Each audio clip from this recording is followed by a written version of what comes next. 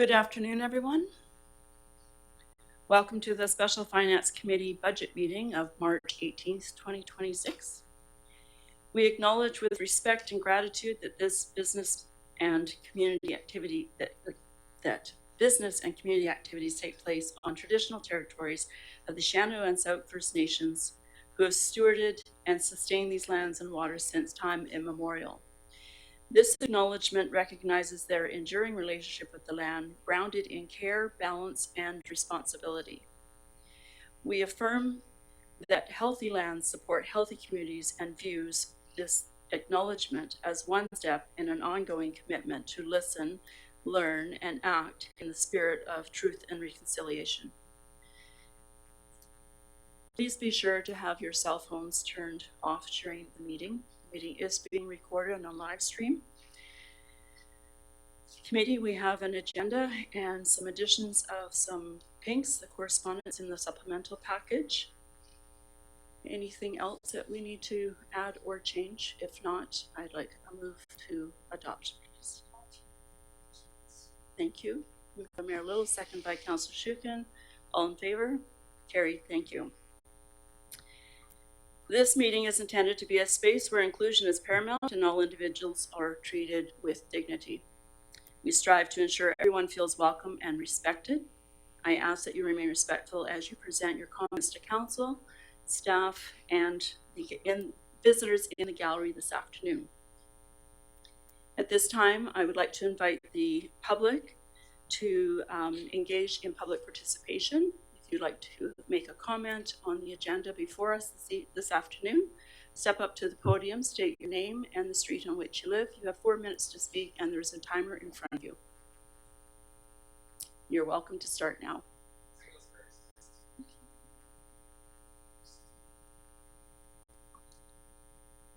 Eric White, Metchosin Road. I think we have a huge deficit from what I've heard of a couple $1 million.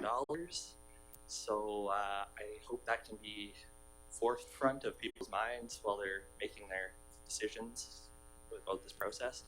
And also, I think one of the things about that deficit is it wouldn't be a problem if we had a source of revenue. Every other municipality's come up with one. View Royal, Langford did, but they outgrew their strategy. We don't want that, but you know, you have to have a strategy for revenue, whatever it is, casinos, box stores, agriculture, whatever we're gonna do, we gotta come up with something to bring in the money and sufficiently to pay for our fire department and other wants. At the last meeting, someone did mention that they thought there was a group of people, that the majority of people didn't want to, wanted to restart the fire hall project, and I felt like they were trying to speak for me. I'm completely opposed to that. Please don't. Please carry on. Please, we had a huge open house where everyone was like, yeah, let's go. And we had a council meeting where everyone showed up and everyone was really positive, like, let's build a new fire hall. Chief Chips got up, you know, and he was like, please, for Shannoo, like, let's build a new fire hall. And for the next 70 years, let's build a new fire hall. Let's make sure that we build something that lasts for 100 years, right? This is not a 25-year project. This is a 100-year project that needs to be thought out financially for 100 years. Again, I mentioned at the last meeting that if you wait till the next election, it'll cost us another $600,000 just in interest. I hope you can add that value over that time, but also consider that that $600,000 can be paid off over the next 70 years. So it's not that much money, but make the value, right? And I'd also like to bring back to, there was a day when our fire hall made us money. Not quite made us money, but there was a year where we sent out firefighters to do forest fire work and they made us $500,000, right? That's significant revenue. We used to put on huge amounts of training for revenue. And like, we got a tower sitting over there that could be rented out for revenue. So please consider the fire hall as part of the strategy to make money, right? It's great if it can have a dual purpose. And that's about it. Let's try and get rid of this deficit. Thanks. Thank you very much.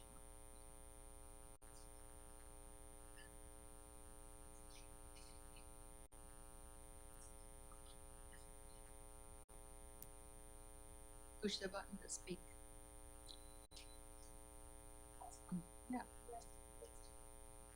Don't start, please. Last time you started, no. Hello, Jennifer Burgess. Yep. Jennifer Burgess, Duke Road. Can you hear me now? Yep. I've got 4 items. I'll say them very quickly because I found that out last time.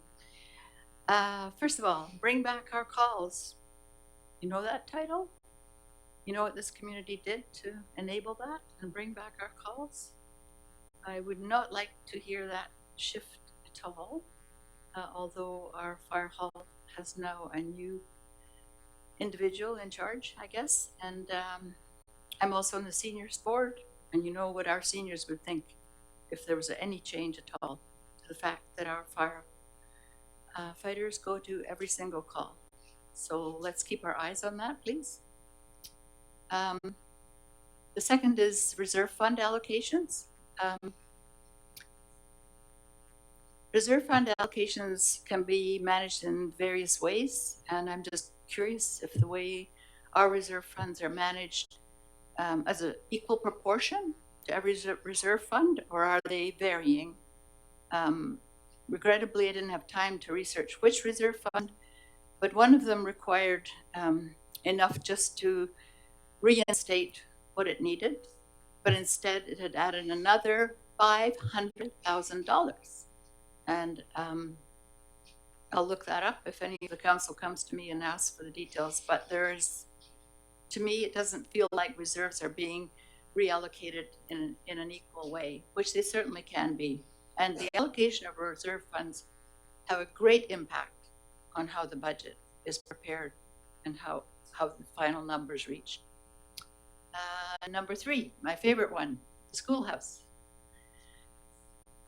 It has been split by square footage, 44% for Maka, 66% roughly for what's called the commercial side. But that's an unusual split square footage because it's 180,800, you're saying was the cost, okay? You're expecting the 60% that you would like it to achieve annually to come entirely from that one side, which is only 66% of the whole schoolhouse. I'm not proposing that MACA picks up any of the funds, but I am proposing that it's a rather unusual split to go on the square footage side. I think there should be an analysis of how you would actually split the schoolhouse so that you do manage the funds back to you in a different way. And by the way, you're still calling 42,500 debt, and I wondered what we borrowed so that you have debt, because I thought we didn't borrow anything. So I do hope that's fixed. The fourth is your Growing Communities Fund. Started at 2.4 million, much bigger than that today, 2.8, I believe. So what's the current amount? What's the status of your 2.438 million? And what are you going to allocate it to? And I think the community would like to know that. Thank you. Thank you.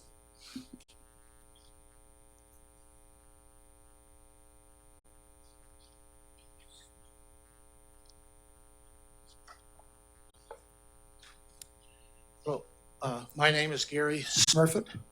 I live on Gilbert Drive, and I'm a 40-year resident of Metchosin. I'm going to speak with just one topic, and that's just one item in the draft financial plan of 2026 to 2030. I read the report that the CFO prepared to the CAO, and many concerns jumped out at me when I read it. But I'm only going to speak to one issue on it, and that's the issue of ditching, as raised as item A1. Now, the cost of labor and equipment to do the cleanup of the ditches, as that's what they call it, cleanup of ditches, is quoted at $21,000 a day in that report. There's no breakdown of this as it's going to be provided by District of Metchosin crew or contractors. Now, if this work's going to be done by the District of Metchosin crews, then there'll be an offset somewhere else in the budget, because the crew can't be, and the equipment of the district can't be in 2 places at once. You're either doing ditching or they're doing something else. And I didn't notice any reduction mentioned in there. We've looked at this issue in the past. By we, I mean district, staff, interested people. I've spoken several times on it based on my experiences. It just doesn't make a lot of sense to me, but I'll leave it at that. You dig the ditch deeper, stuff sloughs in. 4 years later, you come and dig it again, it sloughs in. Suddenly, you don't have any road shoulder. And I ask, is there a plan? You know, this street, that street, that street. Anyways, I'll stop there on meeting it there and just say the extra $200,000 is stated as being required to get the ditching back on track. That's what the report says. I asked, have you been provided a program as to what the track is that you're trying to get back on? You know, what are the bumpers for it? Where and when is the work going to be done? Funds for 2026 are to come from reserves. It's nice that 2026 is an election year, so that means the taxes won't be going up to pay for it. What's going to happen in 2027?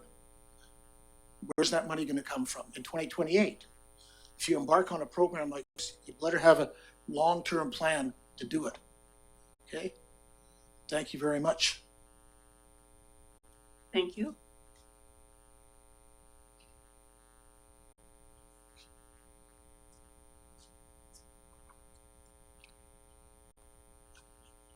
Jane Hammond, Rocky Point Road.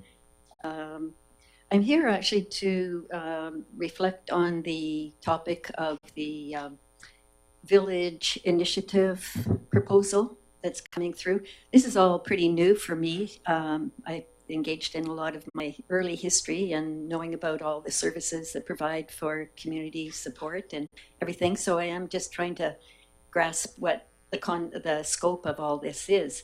However, I'd like to speak in support of the this group, which is working with the Municipal Leaders Advisory Team. That's an acronym I'm not familiar with completely either. Maybe you folks are. Anyway, this village initiative is seeking support from Metchosin as it outlines the need for a coordinated approach to West Shore agencies and service providers who support the health and well-being for our youth and their families. Metchosin is all about community. We cherish and we support our environmentalists, our conservationists, our farmers, our seniors, our artists, our crafters, and our many volunteers, predominantly adult groups. It's probably an opportune time to check in with our youth here to see how they perceive their role in Metchosin. There are, of course, many local opportunities for youth. There's sports, recreation programs. We have scouts, we have guides, we have cadets, we have 4-H, we have equestrian opportunities. We have church-sponsored youth programs, all doing their part. I would probably suggest that they aim at a younger age group. Our school population at Hans Helgeson, they all leave the community at age 10 or 11, and they go into Colwood or Langford or somewhere into a much more urban environment. So there isn't a lot in our community which offers time for them to either socialize or increase their skill levels or participate in community things. So I would like to endorse again this endeavor by the West Shore people. And I think that this would go a long way to support our youth. And we can work collaboratively, maybe through Healthy Communities Advisory Committee, potentially, and see if we can enhance some of the opportunities for our a little bit older youth. Thank you. Thank you. Anybody else?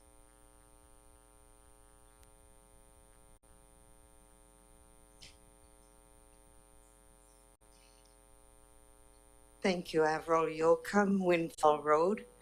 I'm opposed to the village initiative. Based on Valerie's letter, which was in correspondence, it was so well written, there's nothing I can add to it to explain it further. I think this makes it easy for your deliberations. We have everything we need here. We don't need the extras. On that note, I'd also like to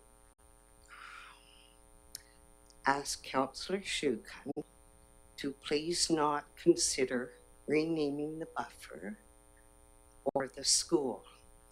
Those of us here have a long history with both, as you do with the buffer. We don't need to rename it.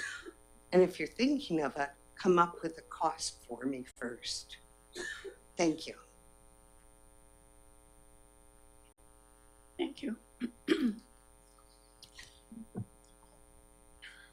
Tamara Ballard, I'm a Metchosin resident.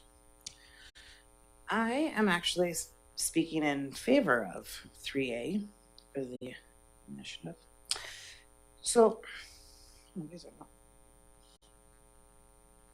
this request is for funding, not for land or space, and that matters.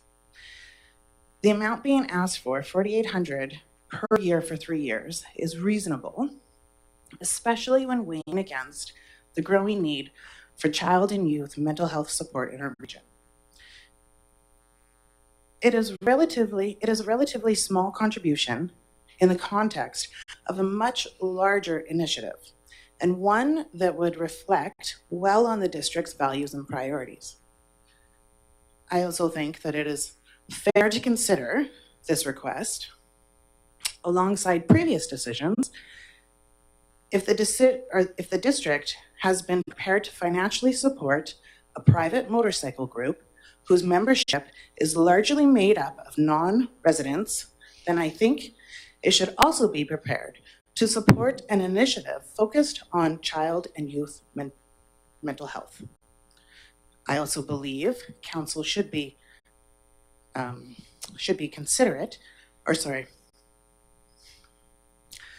consistent in how it considers requests for support.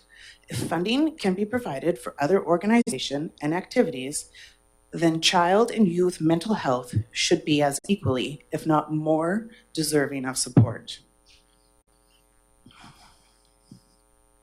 This is the kind of investment that reflects community values and real priorities. Personally, if I had the extra $5,000 or even $15,000, I would not hesitate to put it towards something this important. I urge council to support this request. Respectfully, Tamara Ballard. Thank you. Anybody else?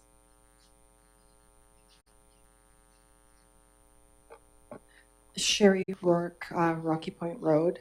I just wanted to speak briefly about ditching, and I'm hoping that maybe the CAO or the CFO can speak to it a little bit further, but just remembering that in recent years, regulations have changed, and while we used to be able to dispose of our ditching material locally, now that has to go to other properties up island. I think one of the closest facilities is Okotoks Road or Butler's in Duncan, and it can also have to go up to Nanaimo. I think it's on the other side of Nanaimo. So I suspect a big increase in that cost for ditching is just to make sure we're removing any contaminated material and disposing of it appropriately. And it's also my understanding that all material has to be tested. So I think that part of this equation, it's important to remember that's outside of the district's control and that we have to follow regulations. Thank you. Thank you. Any other comments?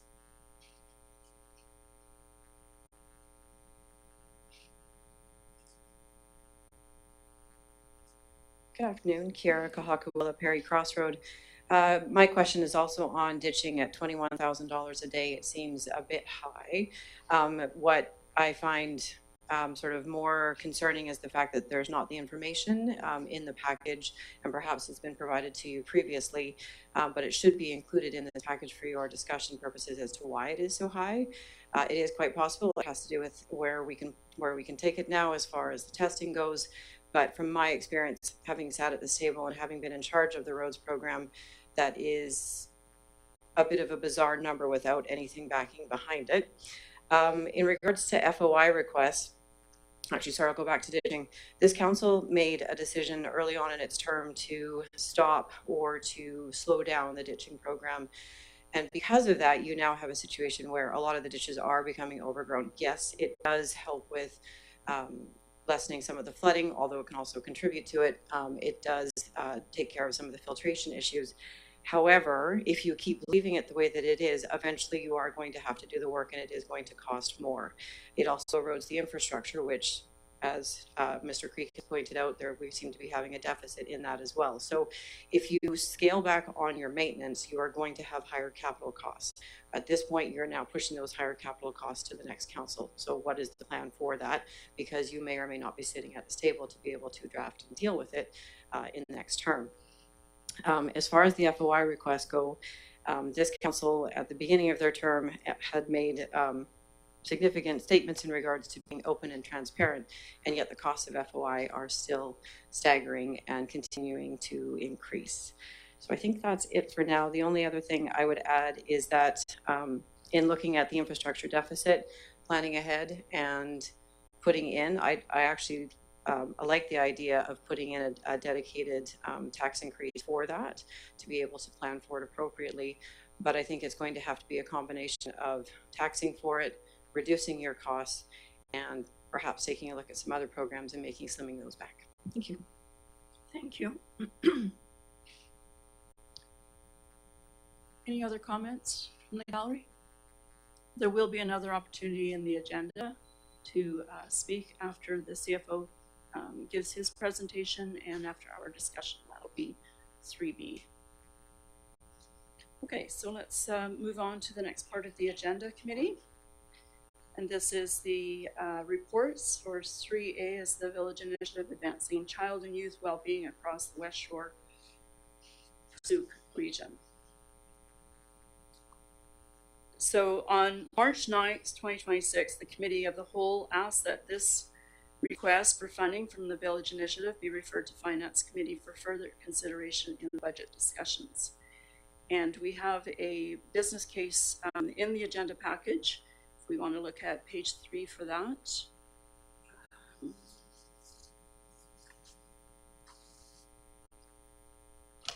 Where would the committee like to start with this?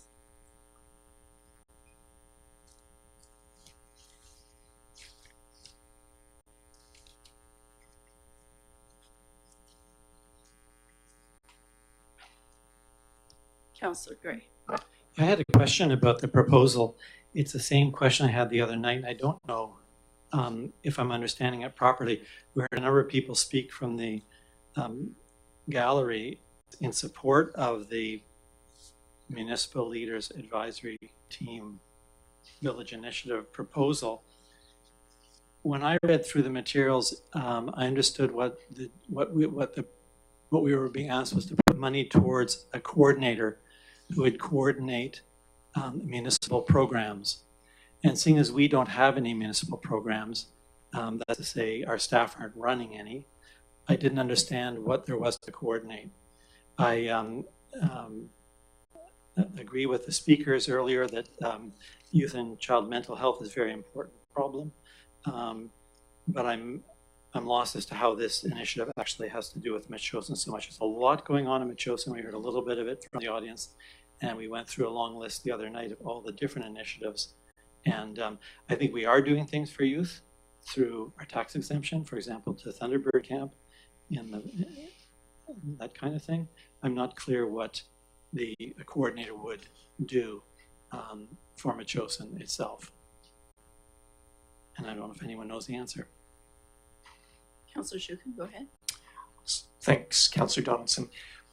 Beyond the fact that I'm kind of torn on this one, the bigger question I have in a way is why are we not considering this as part of the grant and aid program? And what I might reflect on is we regularly have requests for funding or even support to, say, give the turn over the kitchen to a community group to do what they need to do. So there's a lot of requests that come our way. So I'm wondering if this is even the place to be talking about this particular initiative. It might be better in the grant and aid thing. The grant and aid program. And I will note that the request basically would consume all the budget we have for grant and aid. So that's something to consider. But again, I would just think about all of the requests that come our way. And we've just been through, again, it's been revealed how much the district provides in grant and aids or the amounts, basically in lieu of permissive tax exemptions. And Mr. Creek the other day had outlined what percentage in terms of tax revenue that we provide. So this district and the taxpayers are actually quite generous. So I'm dancing around a definitive answer for you, but I just wonder if we should consider this in the grant and aid program. And we're going to see that when that comes up, the applicants for that, there are a number of worthy organizations in there as well. So thank you. Thank you. Mayor Little. Yeah, I will speak in favor of the village initiative. I think in their documents, they've clearly outlined how youth and children, youth and families are falling through the cracks. And I do agree with the speaker that we had this evening earlier in public participation is that we do a lot. And for seniors, for instance, we attended the AGM yesterday, and they thanked the District of Metchosin for the support, and we support a coordinator position there for seniors. And I think that is very important for our population and our community. And we do have other things going on, but specifically for youth and families, we don't have a lot. We really don't. And even in our strategic plan, we talk about the community, we talk about but we don't talk about youth and family. And so, and it is clearly outlined in their correspondence of late, which was the March 17th of what happens when investments aren't made upstream, that there are downstream consequences that we will all pay in the end in terms of the policing and the emergency response and emergency departments handling mental health crises in young people and youth. And so this is for a coordinator for a regional response.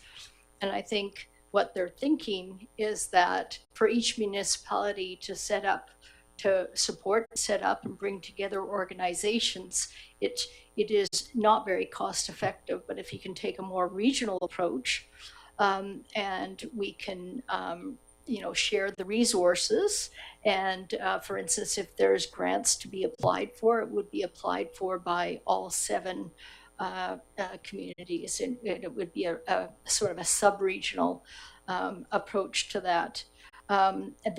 This isn't specifically that they're going to run a day camp program. It's not going to be boots on the ground. They're supporting organizations and bringing organizations together.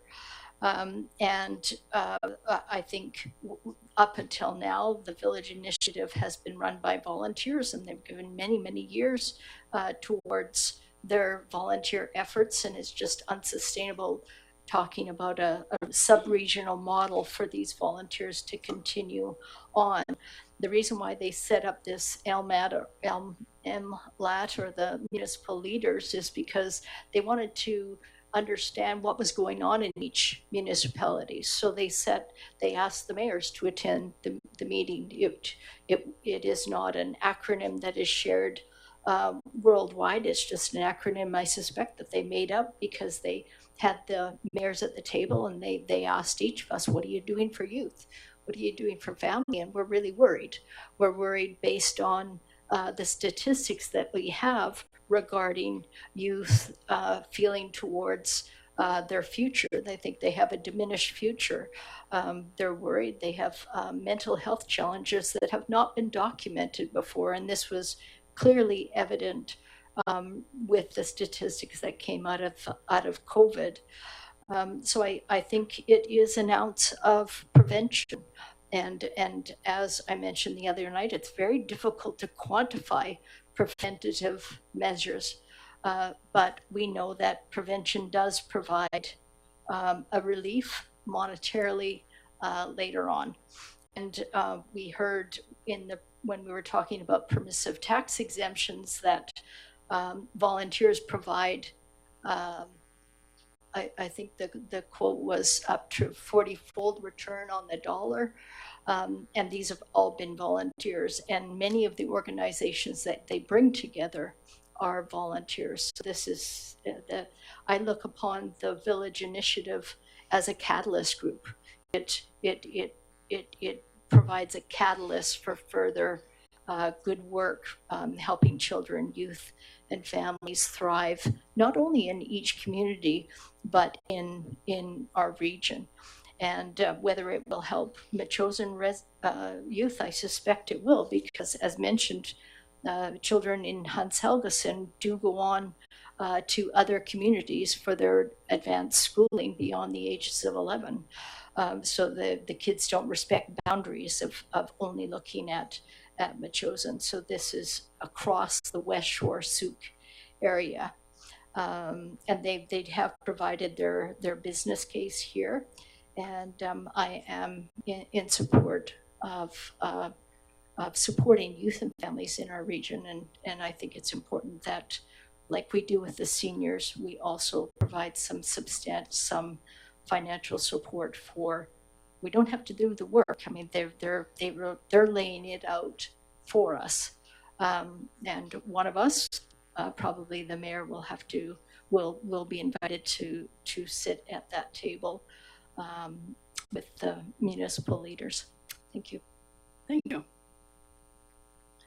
So some very good points all around the table. I'd like to just add mine.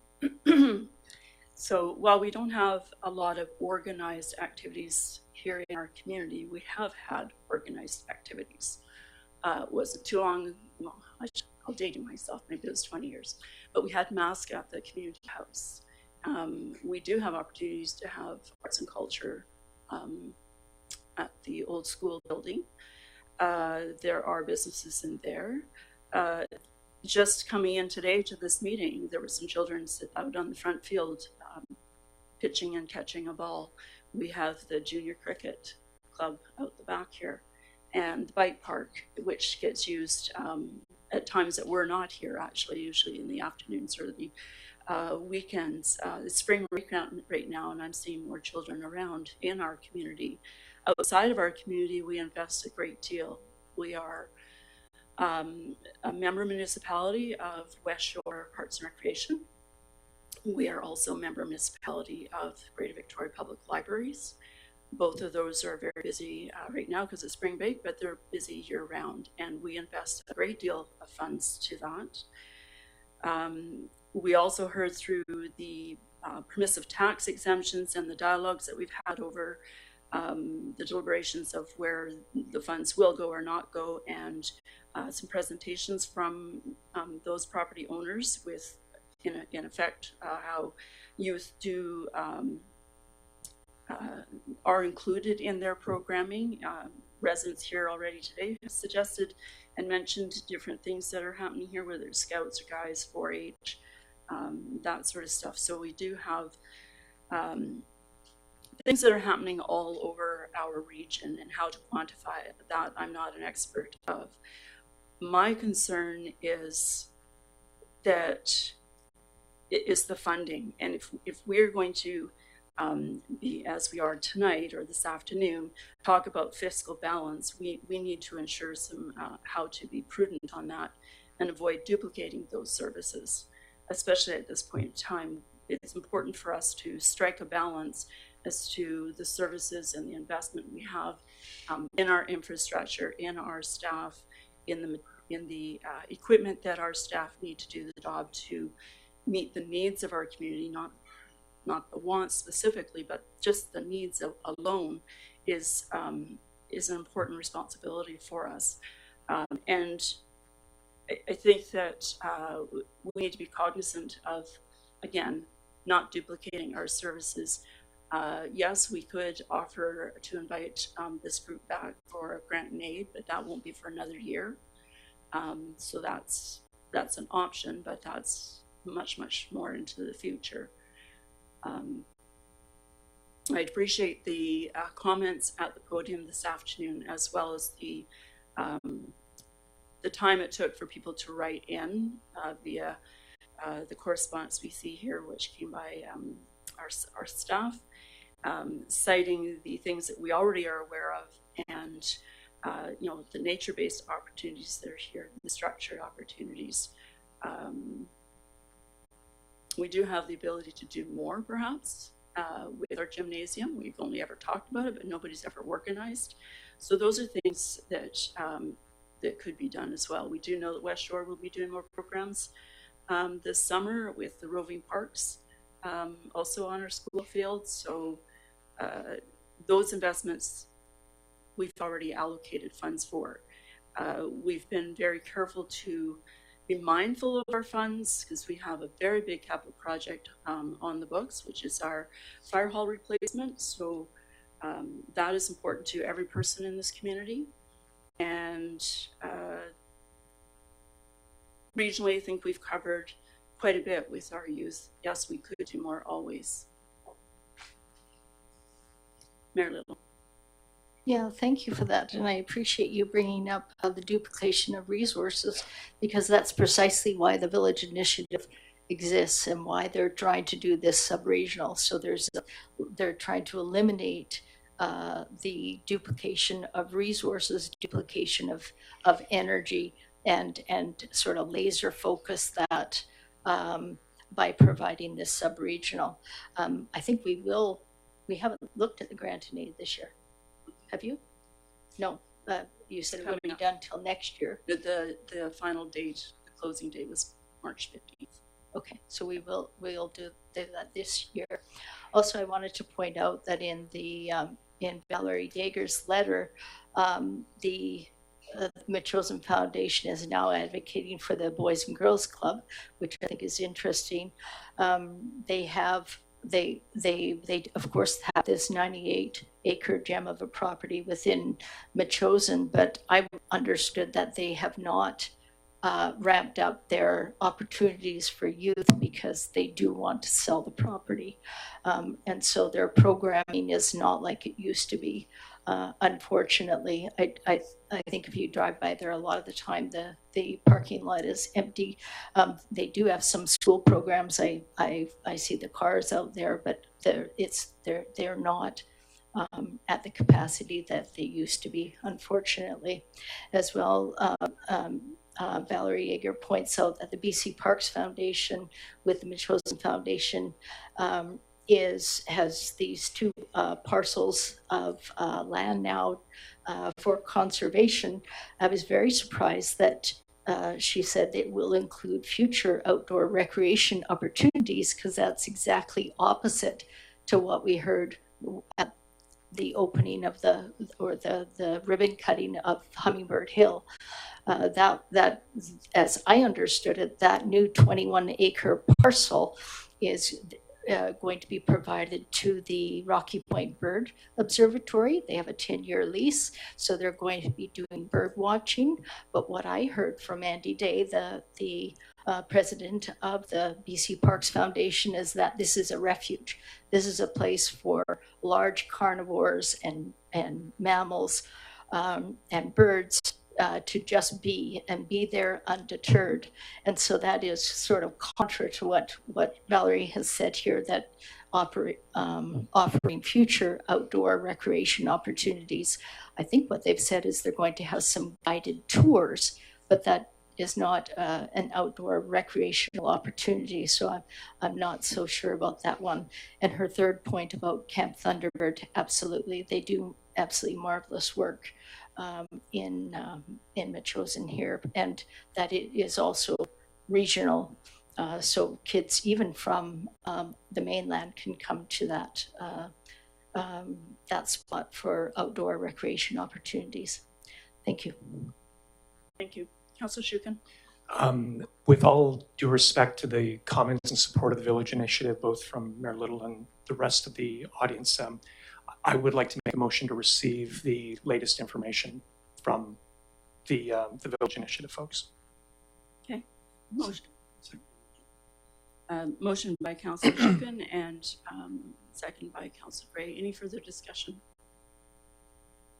Just wanted to make one more point. And speaking of duplicating services, I reported in my last councillor's update about the coldest night of the year and the funds that we had raised this year, both locally in the West Shore and across Canada. And the West Shore funds would go to the Pacific Center for Family, and that is another association that does cover child and youth mental health. So we do have some services already. Again, when we're talking about duplicating services, we do have a number of different things out there. So again, I thank you for all your input. I'm going to call the question on the motion. All in favor of the motion? And opposed? Opposed by Mayor Little? And the motion is carried. I'd like to make a motion that council contribute half of the amount requested for the Village Initiative. Okay, so we have a motion. Do we have a seconder to Mayor Little's motion for half the sum that is being requested by the Village Initiative?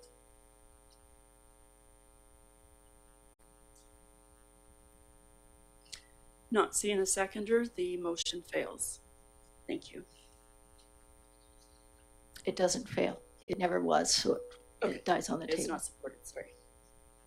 Thank you for the correction.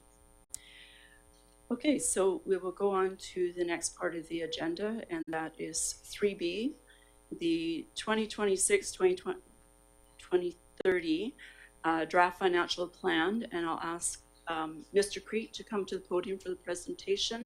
Once you've done the presentation, you're welcome to join us at the table for the discussion. Thank you.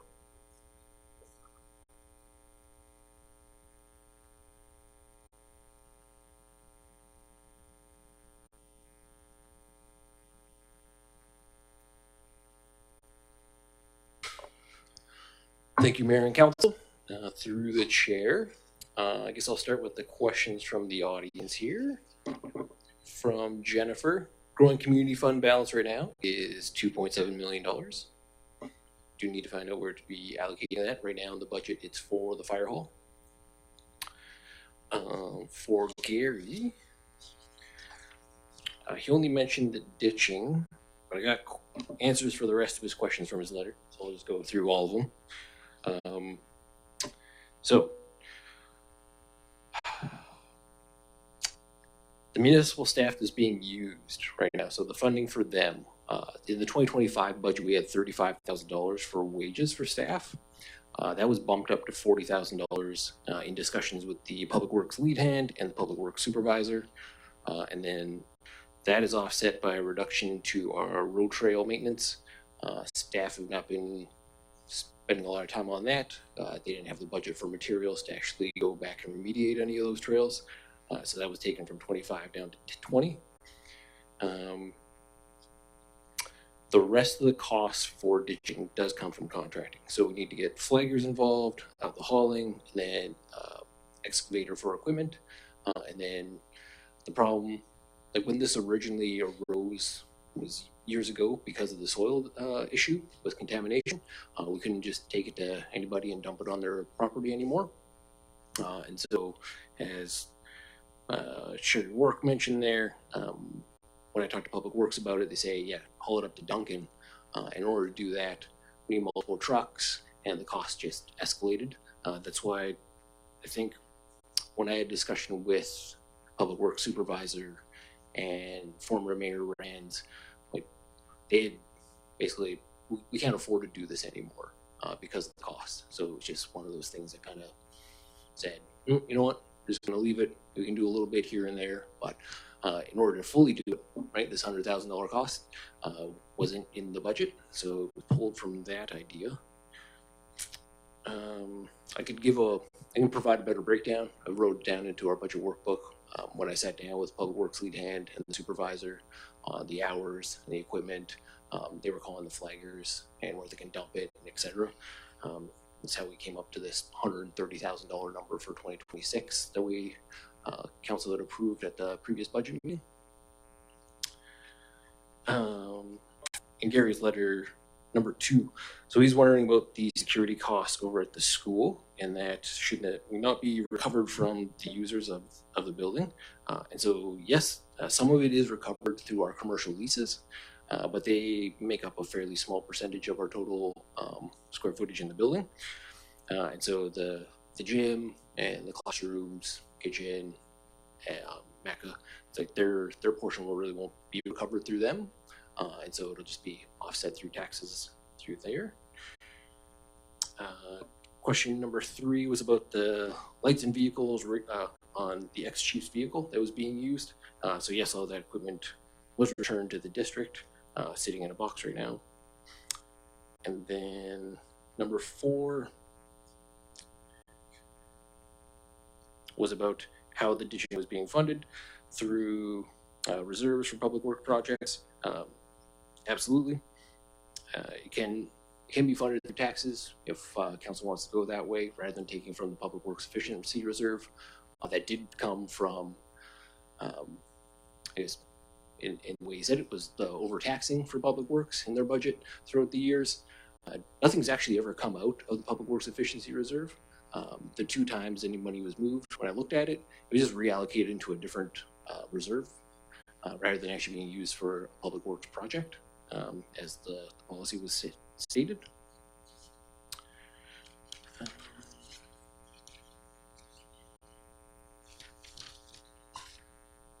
What's it get here?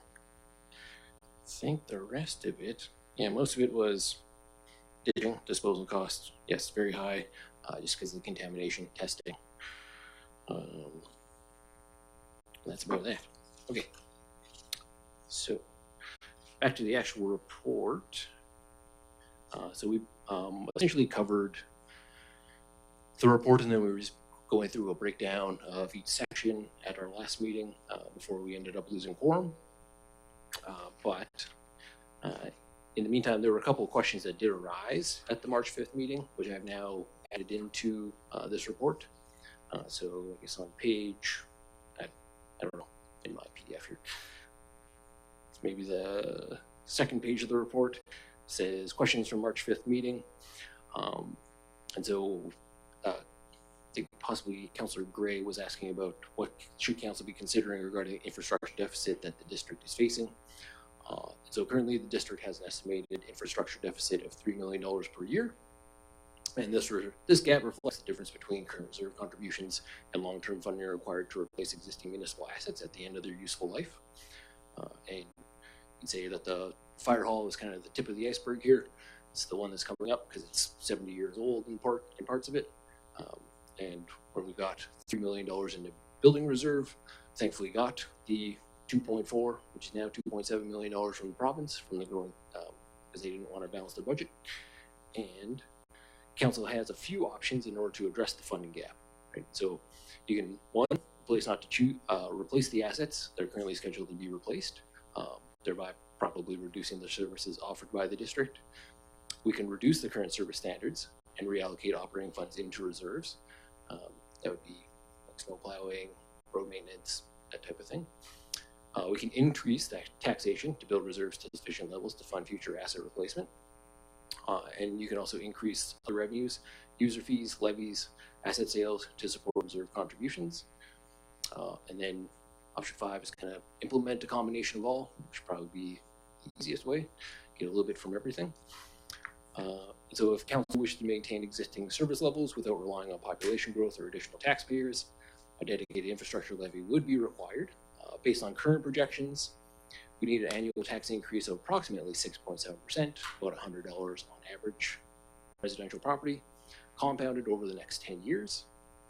This would be expected to place the district on a more sustainable financial path and allow for planned replacement of existing assets.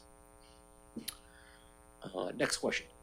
So due to the increased assessed value for the PILT, the federal property payment in lieu of taxes, what should the additional funds be used for? So currently, we've allocated an increase of $150,000 into the revenue shortfall reserve to be used for when Mary Hill is given back to the Cheyenne First Nation. And this will help kind of smooth the tax increase that is residents will see starting in 2028. If that happens then, maybe sooner, still kind of up in the air. This estimate of $150,000 was conservative, as it may understate the actual value of the payment in lieu of taxes based on the current draft taxation rate. However, from what I've seen, like the federal government, they've basically hired everybody that used to work at BC Assessment to work for their assessors, and so they just challenge whatever comes their way, and they justify it, and essentially have to take whatever they give you. You can go to court, but then you got to pay lawyer fees and that type of thing, so got to balance off the cost-benefit analysis on that one. But if they do end up paying the full amount, again, it's just more money for a surplus at the end of 2026, which then can be allocated to a reserve as seen fit. And that was the only questions there that I could get to. Is next up was related to the fire vehicle. So when this was presented, it was before the fire chief had arrived, so I didn't get to discuss with him about what the needs were. After this meeting happened, fulsome discussion provided additional information and history in the report, showing what was going on, what happened to the vehicles that we currently have, the operational needs, and scope requests, and then a further breakdown of either having a new, used, or lease of a vehicle, how that would impact our annual budget, what kind of considerations should be made, and then if council wanted to make a recommendation for that. And then we can jump into kind of a discussion on that before we show the next 5-year taxation increase. Questions? With the first half. Okay, committee. So if we go back to the first page of the report, question 1, ditching and culverts. Any further? Thank you, Mr. Creek. Would you like to join us at the table? Any further discussion on the ditching and culverts? Councillor Gray. Yeah, when we raised this at the last meeting, it was talking about the idea that we haven't done ditching for a while and that there are areas that Public Works had spotted that might give us considerable problem if they're not cleaned out. In other words, overrunning culverts or washing out road washouts. So I think that was the basis of the decision we made. The idea, not that we're ditching Metchosin, but there are certain locations that need to be addressed, or we'll have a difficult time with our roadways. Then on receiving Mr. Smurfit's letters, and I think another piece of correspondence about ditching, I think the point, very valid point comes up, which is, okay, well, and I don't think he said fair enough, but if it was fair enough that we're going to deal with these problem spots, then the question would be, what's the plan look like? And so I'm heartened to hear that CFO will maybe be able to provide us an outline of where the sites are and where the money would be spent. And I think that would help deal with the issue for the public, but also for council. Any other comments, committee? Go ahead, Mr. Shukin. Councillor Turkin? Through you, Councillor Donaldson. Yes. So I'm sorry, specifically the amount that's being allocated for ditching in 2026, did you say 200,000, 130,000? Sorry, I missed that. Through the chair, 130,000. 30,000, which I think is double what it was in 2025, per your information. Yeah. Okay. Yeah. Over the years, we've talked about ditching, and there have been a number of people who have wondered about, what is the effective level of work, and can we leave certain areas? And again, the filtration bonus that you have with vegetation and fill sometimes. But of course, there are going to be areas that we do have to address because there is a risk of damage there. So if I'm understanding Councillor Gray's question right, it might be helpful for us to understand where the projects are and go on with that. Through the chair. So the public works supervisor and public works lead hand were out measuring the length of the ditches, half of them today. So half of it is related to the road projects that we're going to be doing in 2026, the ones that have been approved in the capital plan. And then the other ones are just the ones that were overflowing and flooding in December there. And so they've got to still measure that out, but they've got to do the ones that are actually related to the road projects. It's about 1 kilometer of ditching there, and the other ones are, they'll measure them out either this week, next week. And some of them, as members of the public noted, it's like it can lead to damage. And in one case, they did point out that because the ditch has no room anymore, the water just goes over the road, went across the road, cut a river into the shoulder, started illuminating the shoulder, took out somebody's driveway, and then they come to us saying, because of your terrible culvert, now I lost my driveway, please repair my driveway. And we don't have a lot of saying no to that. So we can come up with, I'll show, once they have all the mapping done for it, we can put it into the next report and show what's going to happen. Okay. Mayor Little and Councillor Shoup. I was just through the chair wanting to ask, I'm not sure if we need to know the exact location of every culvert that's going to be done. I think it's more important for us to know the number of the culverts, because I don't know whether we have the expertise at this table for engineering and hydrology and everything else, or public works, that we can evaluate whether one ditch needs repairing over another. But they're using their expert judgment and presumably expertise that they rely on to say 8 culverts need repairing or 8 ditches are in grave era of overflowing or becoming flooded or becoming clogged, for instance. So I don't think we really need specified location for all those, but definitely 8 or the actual number of culverts and ditches that we're going to be worked on this year. And then secondly, I wanted to ask through the chair to the CFO the question about Mr. Smurfett had mentioned that certainly some of the costs for the public works crew in terms of their wages would come out of another area of the budget.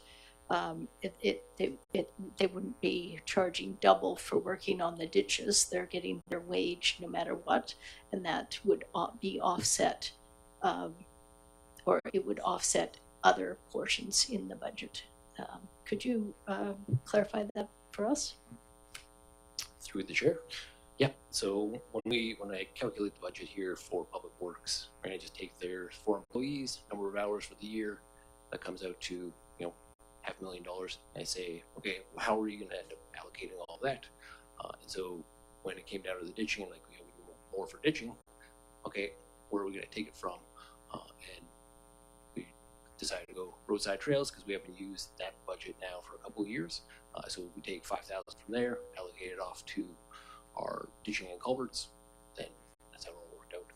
But yeah, definitely no doubling up of wages or working overtime for that project.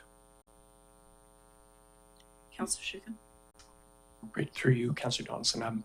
Thank you for the explanation, Mr. Creek. And I can see the value of doing the work you're doing, because I think there's an efficiency if you're building it onto the road work that's already being done here. So there's, I think, a certain level of efficiency if you've got people out there and equipment mobilized. So yeah, there's, and you make a good point too about the risk of spillover effect if work isn't done. So yeah, thank you. And yeah, that makes sense to me. So, sorry, one more thing. The one thing, we will not have time in this term to look at ditching and see if there are new processes out there, but it might be something to look at in future years. And whether MIASC might be able to dive into this with the support of the Bilston Watershed Association. So something like that in the future might be worth a look at. So thank you. Thank you. That's a good point, and I appreciate what Mayor Little was saying as well, that we are not the experts. However, in this term, we have had our road resurfacing file to be reassessed to bring us up to modern standards. It was an old file, but we need to understand how our traffic moves and why some roads are more deteriorated than others. So I'm just wondering if with our staff who know more about this than we do, if they could actually in future reports, especially with budget time, give us an idea of what priority ditches would need to be addressed, especially as now we're hearing there's some that are flooding. Obviously those would be high priorities, maybe others wouldn't. Some are filtering quite nicely. There's a very large one between High Mount and Glen Forest. High Mount and Chalister was put in after a subdivision got put in, and that's functioning very well. Fortunately, it is a filtering one, lots of vegetation, because that's also emptying into Bilston Creek. So there are some examples of that, but that's not going to apply to all the ditches that we have, and so our roads crew would have a better idea. So maybe an assessment of high priority, medium priority, low priority, and then that helps with our budgeting going forward as well. Having an assessment of priorities. Thank you. Councillor Gray. Yeah, and just to the point, I appreciate through the chair, Mr. Creek, the idea of finding out the locations of where we're working. It may not matter to council, but I think it matters to the public for people to know just what we're planning. The other question that Mr. Smurfett raised in the same vein about ditching, and that was regards to the use of the reserve, and that's the Public Works Efficiency Reserve, I think. You were mentioning that that's for special projects, and I think that, so fair enough. I guess the question comes when I look at Mr. Smurfett's comments is, maybe I'll use different language, but we must take care of using reserves to pay operating costs. So if this is one project, I guess you throw yourself at it and use the reserve to deal with like a capital project. I think the argument coming at us is that this is an ongoing and potentially annual expense. So is that the best place to use a reserve? I wonder if you make comment on that tension. Through the chair. So because this ditching that's going to be done in 2026 is just a reactive one based on the flooding that happened in December, we're taking the funding out of there. The future years are not going to keep continuing from that reserve because we empty it out in the next 5 years of this plan. So we'll be gradually increasing taxes to pay for that going forward. But if public works staff or third party can do assessment of ditches, then we know exactly what we need to spend. Because right now it's like they're not, none of this is being spent on just doing ditching for ditching sakes. Like it's because we're paving roads, going to do it, then it's set for the 20 years. When we got to clear up the areas that are flooding due to overgrowth, we're just doing those. None of this is on a constant basis, and so there's nothing right now that says, "Oh yeah, we need another $150,000 immediately." So once we take care of this flooding, as long as there's nothing big, we can hopefully keep her at the $100,000 level, rather than jumping up to the 200, where that would just be okay, let's get caught up on all of the past work that's been delayed. Let's just focus on the problems that are popping up in the near term, which does increase the risk for the district, but due to the tight nature of the district budget, it's kind of the way we're gonna have to play it right now, unless people did want more taxes for that. Thank you. Councillor Shooken and then Mayor Little. Mr. Creek, through you. Thanks for the explanation. And I was just looking at the Public Works Efficiency Reserve. I think there's something in the order of 400,000 in there. Probably a little more now. But... Through the chair, I'm gonna have to believe you if you're looking at it right now.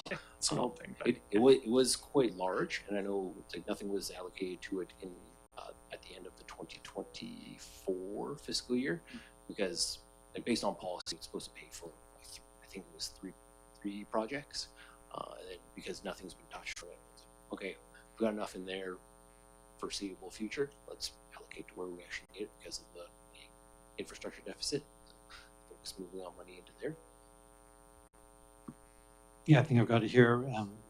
$437,500 is in the reserve as of December 31st, 2024, I guess. And the maximum, what we were meant to have available in it, maximum was 100,000. So we're well over the anticipated optimal level. In reflection of what you're saying. And Mayor Little.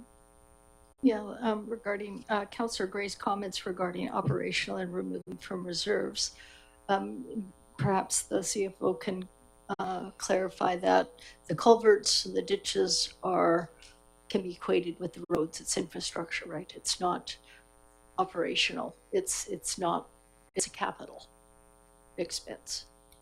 Through the chair, yes, you can consider more capital in nature, just because those fail, road fails, you got to replace something that's going to be $500,000, $1 million more type of deal. So it should be considered, and this is just the repairs and maintenance that needs to be done by a district in order to ensure its capital infrastructure is sound going into the future, and you get the life expectancy of those assets. Okay, thank you. And then, okay, thank you. Okay, any other questions? Okay, so there is one thing here, Mr. Creeper says to get the ditching back on track, the budget would need to increase of $200,000. So is that what we're proposing, or are we going to actually address what needs to be done and then reevaluate? As you said, the crews are already out there starting to do that now. Through the chair, correct. So that 200,000 was taken from the public works lead hand. We just need the $130,000 in order to deal with the issues that arose at the end of 2025, and then to deal with the capital projects that we have for 2026. So this doesn't do anything for general maintenance. This just needs to be done and set for 2026. Okay, thank you. Mayor Little. Yeah, so if the chair could explain then what is the ask here? What are we to vote on something here? Through the chair. So at the last meeting, the $130,000 was approved by committee. So that will be sent off to council at the next council meeting, or when we wrap up the budget. So we don't need any ask at the moment for anything more. Okay, so this was just clarification regarding ditches and culverts and reserves and operating capital. Thank you. Thank you. Appreciate that clarity. Okay, so question 2. Is there enough money in the budget for freedom of information requests? Through the chair. So we've increased the budget up to, it was 35,000, maybe, yeah, 35,000. We're likely on the hook for about 30,000 by the end of March. And so it's probably not enough, but I don't know exactly how much that's going to end up being. Right? If we end up charging out $10,000 a month, we spend $120,000. Do you really want to increase your taxes by another 3% just to pay for FOI? We've got a legal consulting reserve that I would recommend tapping in order to pay for this type of thing. Just because it fluctuates wildly, right? If somebody wants to put an FOI request for any type of thing, right? Essentially, we are legislated to do it. So we're on the hook for it no matter what. The funding that we can recover is very limited. Everything that we pay out is just for the redacting and third-party contact. And so depends on how big the file is, right? Like the biggest one that we had this year was $14,000 because it was 980 pages. And so somebody to go through that is very costly. Maybe we have smaller ones going forward. Councillor Gray and then Councillor Shooken. Go ahead. A question or a comment? Oh, I just think that, I mean, I think we're hearing this as a guesstimate, best efforts. The issue for council, I think, is to, and maybe not this evening, but if we could check with staff, are there other ways that we can reduce this budget, for example, by putting more information on the web? In other words, can we take the initiative, get information out there so that people can see it and they're not worried so much and going for the FOI request?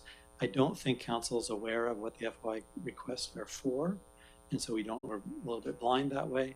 But it seems to me there are efforts that we could make to get information out and not have FOI charges.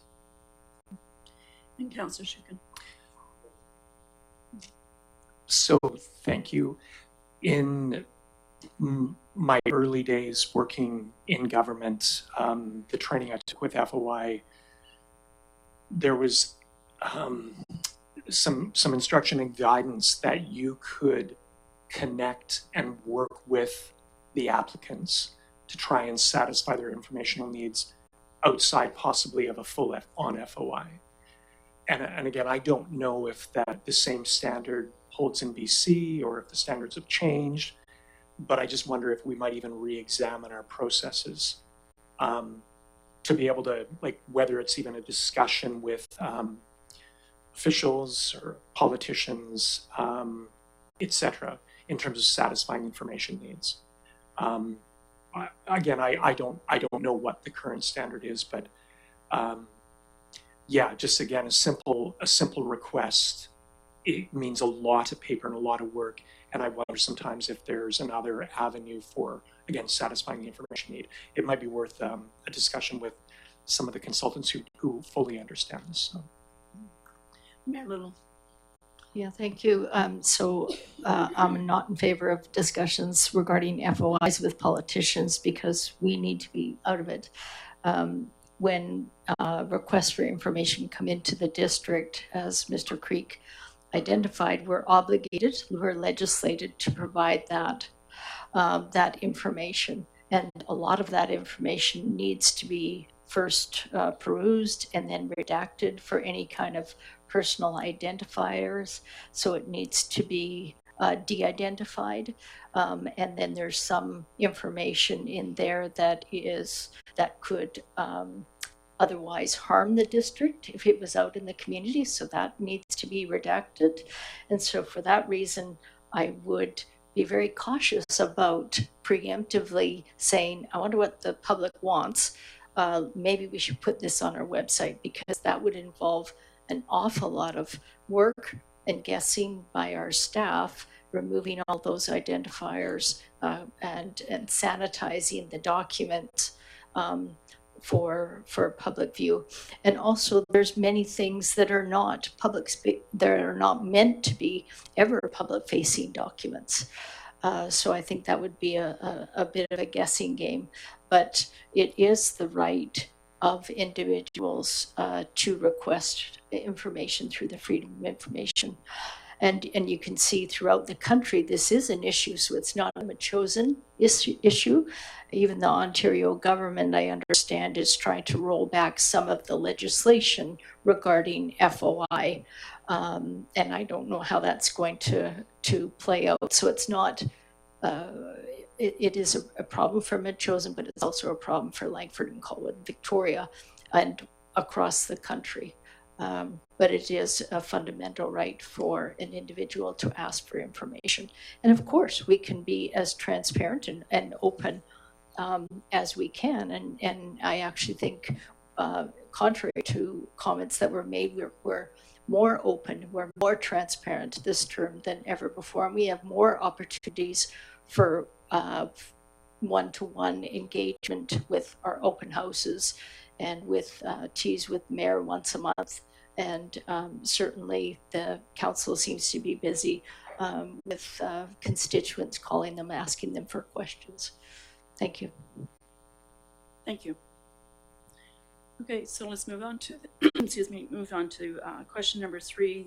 We requested a breakdown of the planning contractor. You'll see that on page 43. Were there any queries regarding our planner's schedule of work, proposed schedule of work?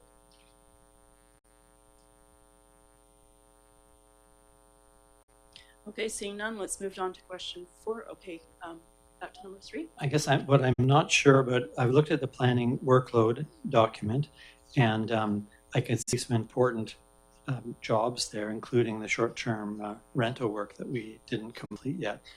I think the other part that I don't see it here on the list, but is also coming, is that the province is changing the riparian area regulations, and there's a work coming towards our planner. I think it's starting in June of this year. We'll be receiving documents, the district will be, about the changes that are expected in the law and how we need to change our laws. So it's another important piece. The riparian area regulation is part of our strategic plan issues, and so it's another job that's coming for the planner. I understand, and maybe I could check through the CFO or the CAO. My understanding is that we're functioning on one person, or 1 day a week rather, and now this request is to go to 2 days a week. There's the list here that we've got, but then there's also, in the riparian one I've just mentioned, the short-term vacation rentals, which I've just mentioned, but also the regular business is increasing. So 1 day a week, it sounds like, isn't cutting it in terms of the volume for business licenses, building permits, and all that kind of work. Can I just check in the accuracy of that? If so, I think we're kind of stuck on the idea of an additional day a week at this particular point to get these jobs done. Yeah, through the chair, the service at the counter has increased since Christmas with building permits and inquiries and subdivision inquiries. And so without a planner, it just means that we can't service those questions as quickly. And that causes concern and delays for the residents. So, so we're adding that in as a sort of a pressure point that we're getting more business, I guess, at the counter. And we just want to make sure that we get a timely response to people, and 2 days a week would help. Maybe I could follow up, and we're meeting our regulatory requirements in terms of reporting the work that the planner does in that regard. While the regulatory requirements were heavy on the housing legislation last year, that's almost satisfied. There's some residual. You mentioned the riparian. So I believe our regulatory is, up to standard. What we're working on this year, as you know, are revising some pretty hefty bylaws. So there'll be regulatory work as far as making sure that our bylaws meet regulations from the planner. So in that regard, there'll be some extra workload there. Thank you. On that note, Mr. Creek, I think that you were looking into, and I believe you reported on it, but maybe you can clarify. There was funding for the housing initiative for our planner for the extra day a week, that we did not use all of it. And did we hear back from the province whether or not we could use that going forward? Through the chair. Yes, so when we completed the grant reporting for 2025, they do allow for continued use of the funding in 2026, but it still has to be somewhat around that work that was there. So the planner does have some ongoing work that we can bill off to that grant to use it up, but we don't have carte blanche over it. Okay, good to know. Thank you. Mayor Little. Yeah, thank you. So the planner does list, in terms of the general planning functions, the support that she's providing for subdivision inquiries and building department and by law enforcement. So she's got that outlined there that she's currently doing and needs that additional day to fulfill those requirements regarding the riparian assessment. She probably doesn't have this on here because the legislation hasn't come down. So it's earmarked for June, but it might be September or whatever. And planners are one group of people that, like accountants, follow the regulations because their designations rely on them following the rules and providing good advice. Thank you. Thank you. Okay, so we can move on to the next question, which is question number 4. The council inquired about the cost of installing new speakers into the chambers. And the district has received a quote of $3,600 for the equipment and additional installation of speakers. We've heard a lot of feedback from our public that do attend fairly regularly these meetings, and that they can't hear in the back of the room. And a lot of that is the design of the room. We've had various technicians come in and try to work with our staff to alleviate or improve, I should say, the sound system. And it sounds like that having some speakers in the back of the room where the lower ceiling is would be useful. Any questions or queries for the CFO on this? Mayor Little. Yeah, what I have heard from residents is that if they move forward and not sit back towards the windows, it's much better and they can hear. I don't know from nods, people in the front row, if they can hear tonight. Yes.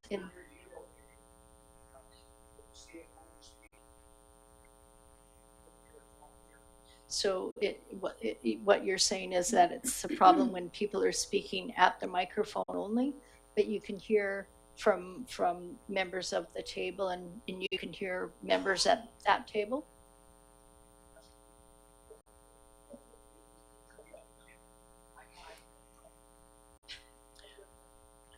So one out of 3 can hear. Maybe if you move, perhaps try moving forward at the back, if you could try moving forward. To allow that. This is $3,600 and we just rejected a motion to fund $2,500 for the village initiative. Based on that, I wouldn't be in favor of this, considering I think people can move up and we can actually wrap the chairs around since they're saying that they're hearing, and people in the front row here seem to be able to hear the microphone. Thank you. So a comment I have on that is we just finished talking about transparency and engagement. And so if we have a full house of people in here and they can't hear at the back, they can't get any closer. So that kind of deters what our intent is to engage in our community. So this would probably be a better investment. Yes, tonight or this afternoon they can move closer because we don't have the seats full, but when we do, and we have seen that on a number of occasions, so we're trying to, staff has done the research and we're trying to find a solution to engage our community. Go ahead, Mayor Little. Well, I was just thinking all these microphones at the table are brand new, and I don't know if we did anything with that microphone.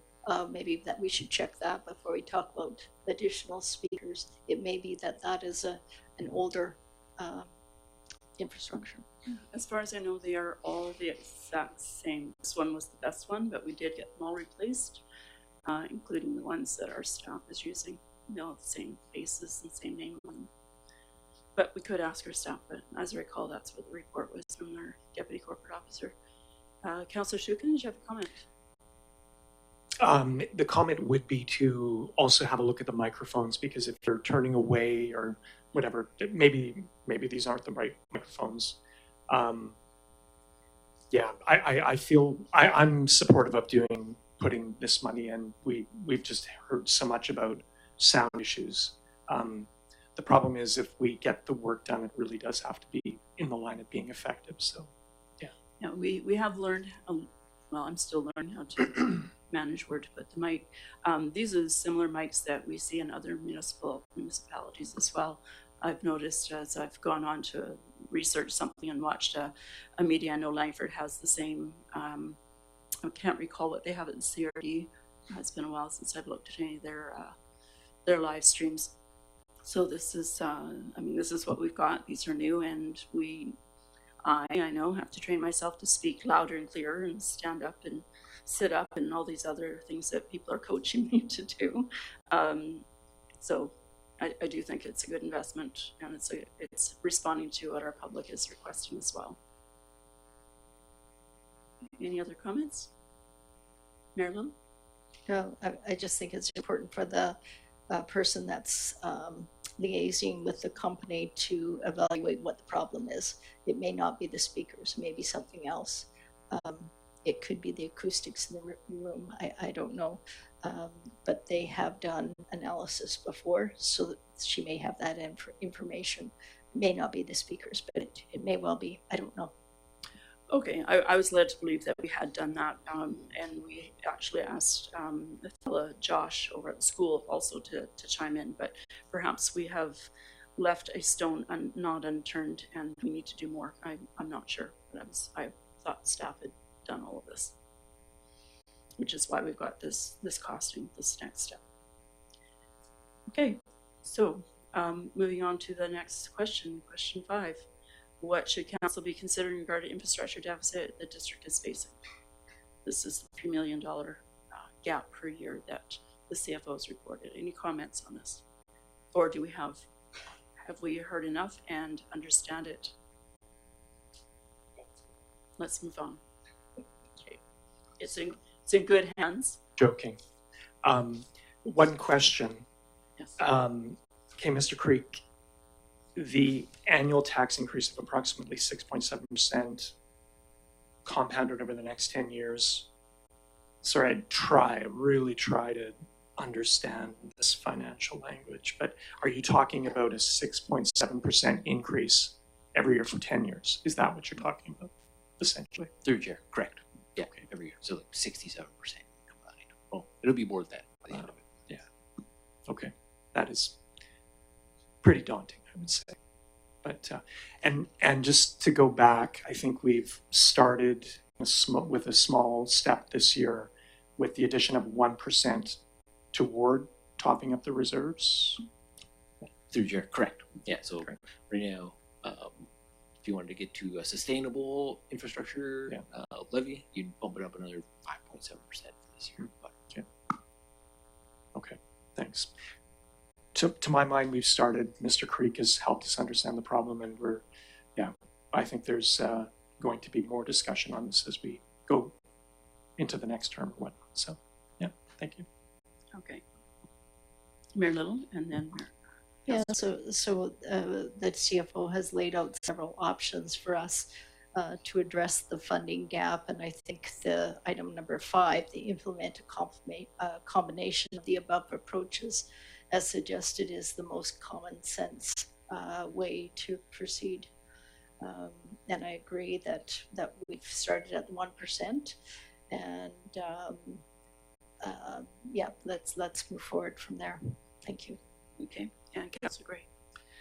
Yeah, I was one bringing this up because we didn't make the move last year, and I'm pleased to see the 1% this year. But I realize that our CFO has done a bit more work on this, and now we have a number in front of us. It should be more like 6.7%. I don't know if folks saw the article about Esquimalt on March 8th in the Times Colonist, but they've added 3% tax increase to take care of their infrastructure. It's a much bigger number. It ends up being $1.2 million, whereas ours would be a lot smaller than that.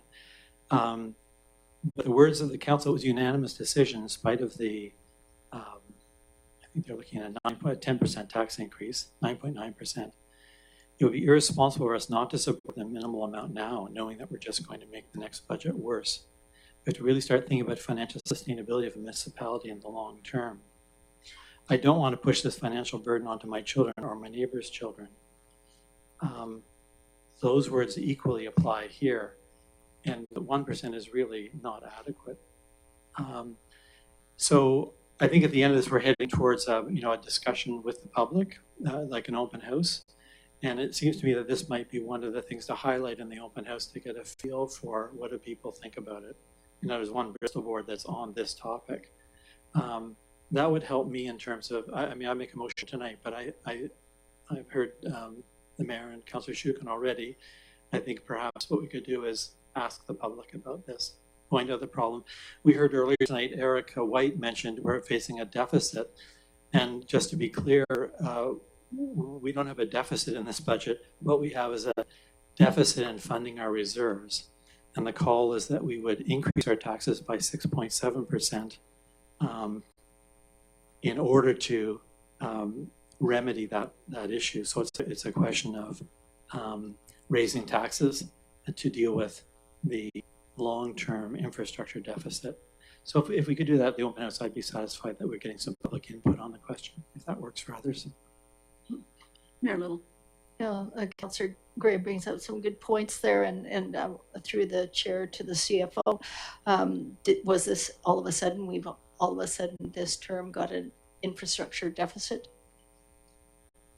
Through the chair, nope. It's been growing basically as long as it's been a district, much like every other municipality on the South Island, in BC, across Canada.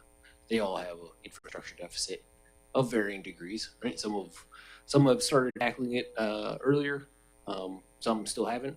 There's a big city over there on the mainland, read last year. They've got a $13 million infrastructure deficit just on their recreation facilities, and they haven't even started looking at anything. They haven't planned anything. They're just hoping for the best. And so with the district of Metchosin now at least putting a foot forward on it, it's good. Definitely more can be used, but thankfully, like, you do have the time in that tomorrow not everything is going to collapse. Certainly have the issue with the fire hall, and depending on what that ends up costing, they could easily use up all of the building replacement reserve, all of the growing community fund, and if that's all gone, we have nothing left in the building reserve to replace this building, community house, the public works yard, any of that. We have to start building again. So the quicker we get to the level we need to be, the more interest we can earn, the less taxes have to be increased. But this is a long game. But the sooner we tackle it, the better. Good, thank you. So did we want to make a motion to implement the combination number 5 here? Or are we all in agreement that this is the path to go? Seems like a reasonable explanation and format on how we should be managing this. Yes? Okay. That's great. Sorry, what's the question? Did we want to make a motion, or are we good with the recommendation to go with number 5 as the option? Yeah, I'm not clear on how, what service, for example, number 5 would be, don't replace assets currently scheduled to be replaced. Is that the fire hall? I mean, I'm not sure exactly how we would tackle this, reducing the service standards. I think while it's appealing to have a combination of approaches, frankly, as our CFOs said repeatedly, we have a very tight budget to start with. So there's not a lot of room to peel back money from existing work or away from existing repairs and maintenance. So I think we're looking at a tax increase largely. We got 1% now. I'd go for 3%. I would appreciate in this year. Remembering that of the tax increase we're seeing this year, like when we do the calculation, almost 3% of it is a wash. It's just money moving over from a permissive tax exemption onto our books, and it'll move back if we recreate the permissive tax exemptions for next year. So there's room in the budget, it seems to me, to increase the taxes this year to get a better handle on the assets. I was suggesting wait till the open house, but if people want to talk about it further tonight, I'm okay with that too. Councillor Shukin? I don't sense that there's a need to make a motion right now, other than, I think it's a great point that we raise it at the open house and get some further input from public. So, yeah, sounds good. Mayor Little? Yeah, regarding the district, the number one option was the district can choose to not replace the assets currently scheduled to be replaced. I mean, that's what has been done for 30 some years with the fire hall. That has been a concerted decision by councils to do that. And so that is one option. That is, I think that should be still here, because at the community house, for instance, some might argue parts of the building might need to be replaced, but they've just done a renovation there. So I'm not sure whether that needs to be an asset that needs to be replaced at the current time. So we're choosing not to replace it, but it will be needed to be either upgraded, renovated, or replaced at some point. Okay, so this is a good topic for the open house. Okay, so question 6. Due to the increased assessed value for PILT, what should the additional funds be used for? Councillor Gray. Yeah, I think it's perfectly great what the CFO is advising here. I'd asked the question because I'd misunderstood. I thought we were taking money away from the reserve and putting it somewhere else. Now that it's been clarified, I think this is exactly the thing we should be doing, as recommended by the CFO. Great, thank you. Anyone else? No. Okay, so so then we have some budget updates since the last meeting that the CFO has presented here. Any comments on 1 to 4 on the same page? So we've got Public Works wages, the Ecom 911, permissive tax, and security of the school.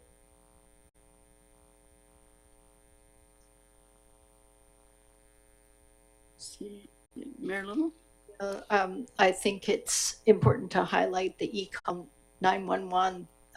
These are expenses that we didn't expect, and they are a direct download from the province, and that's why we spent so much time trying to advocate for municipalities on Vancouver Island that were targeted with these Ecom 911, and now it looks like it's increasing. It's almost like every time we receive a letter, I feel great trepidation thinking we're going to, and that's a significant increase from where I read for the Ecom 911 for 2026.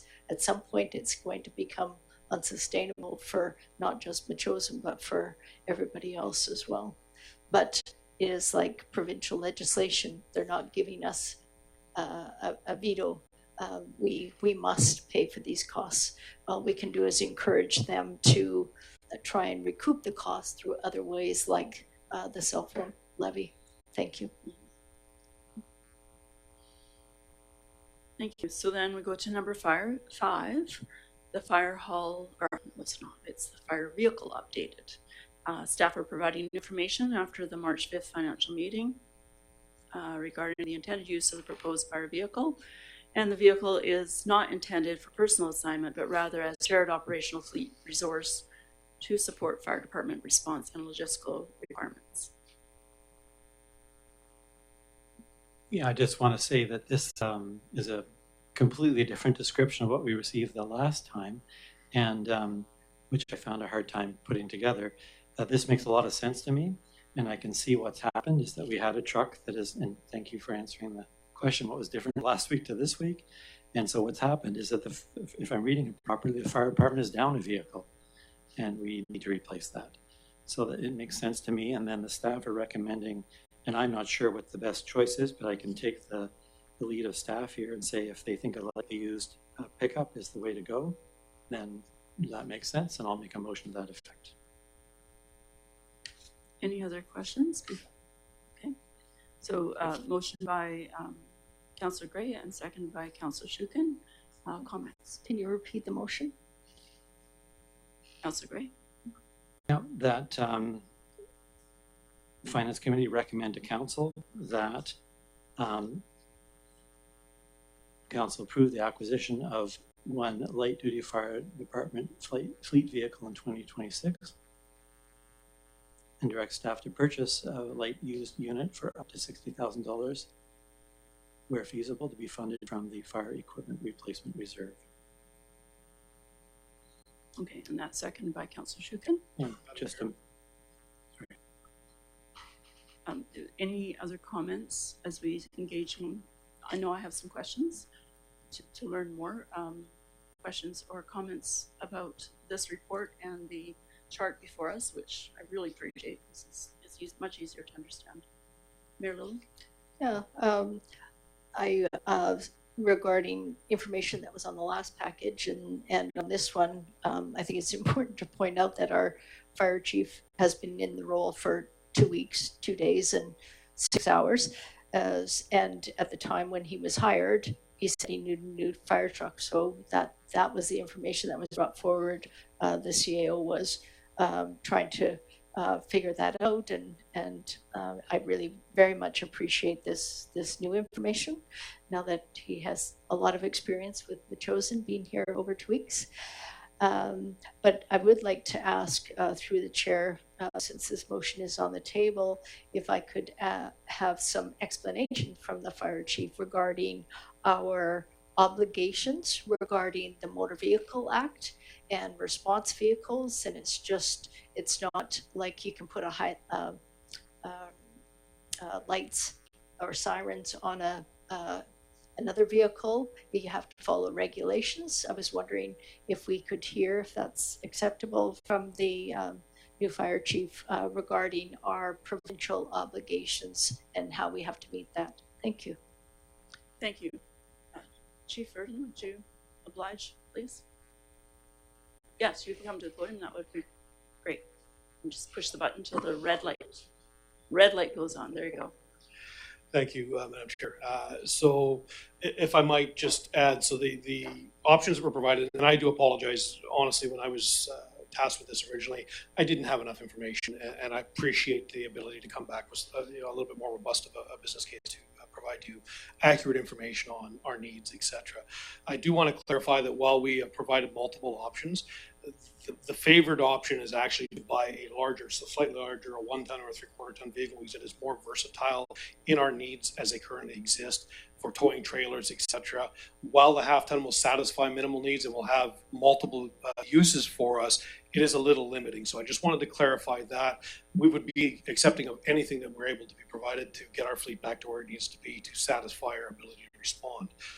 Through the chair, in answer to the question, while there is no regulation or legislation stating that thou shalt have a small fleet fire truck, there is regulations under the Emergency Traffic Act, or under the Traffic Act and the Emergency Operation Act of how they will be equipped. So fire trucks are fire trucks, as are RCMP vehicles, etc., when they are lit, siren, and decal. Those are stipulations under the Act, which then give us exemptions under the Act to be able to, and I use this word carefully, exceed the speed limit within the constraint of our SOGs, the ability to park vehicles in odd places, to defend firefighters in their operations, etc. So those exemptions are provided only when that vehicle is permitted through ICPC. As per the Act, it has to be decaled appropriately, identifying that it is a fire truck. It has to be lit, and it has to be have a siren in it as well, all to NFPA standards. So that, in answer to your question, Madam Mayor, is the requirements of legislation. The needs, albeit I have a better understanding now, the needs are really to satisfy multiple areas of the fire department. We have 3 people in our career side, plus the need for duty officer rotation. We currently are sharing 1 vehicle to accomplish that. We do have a second vehicle. I'm not going to go down the rabbit hole of its general condition, but it is not a fire truck. It may have been at some point, but back to the stipulations and the regulations, that's a truck. We do utilize it for some purposes in hauling equipment, etc. It has no response capabilities. So if we have somebody utilizing that vehicle at the far end of the district and we get a call, our ability to respond in an expedited manner is diminished dramatically because we cannot circumvent any of the rules of traffic. So right now we ultimately have 1 small vehicle capable of responding in that expedited manner.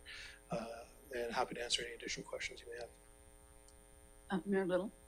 Yeah, thank you for that clarification through the chair. I thought that's very helpful. But I'm a little bit concerned now that we're voting on a lightly used pickup when it may not provide for the needs of what is it needed for.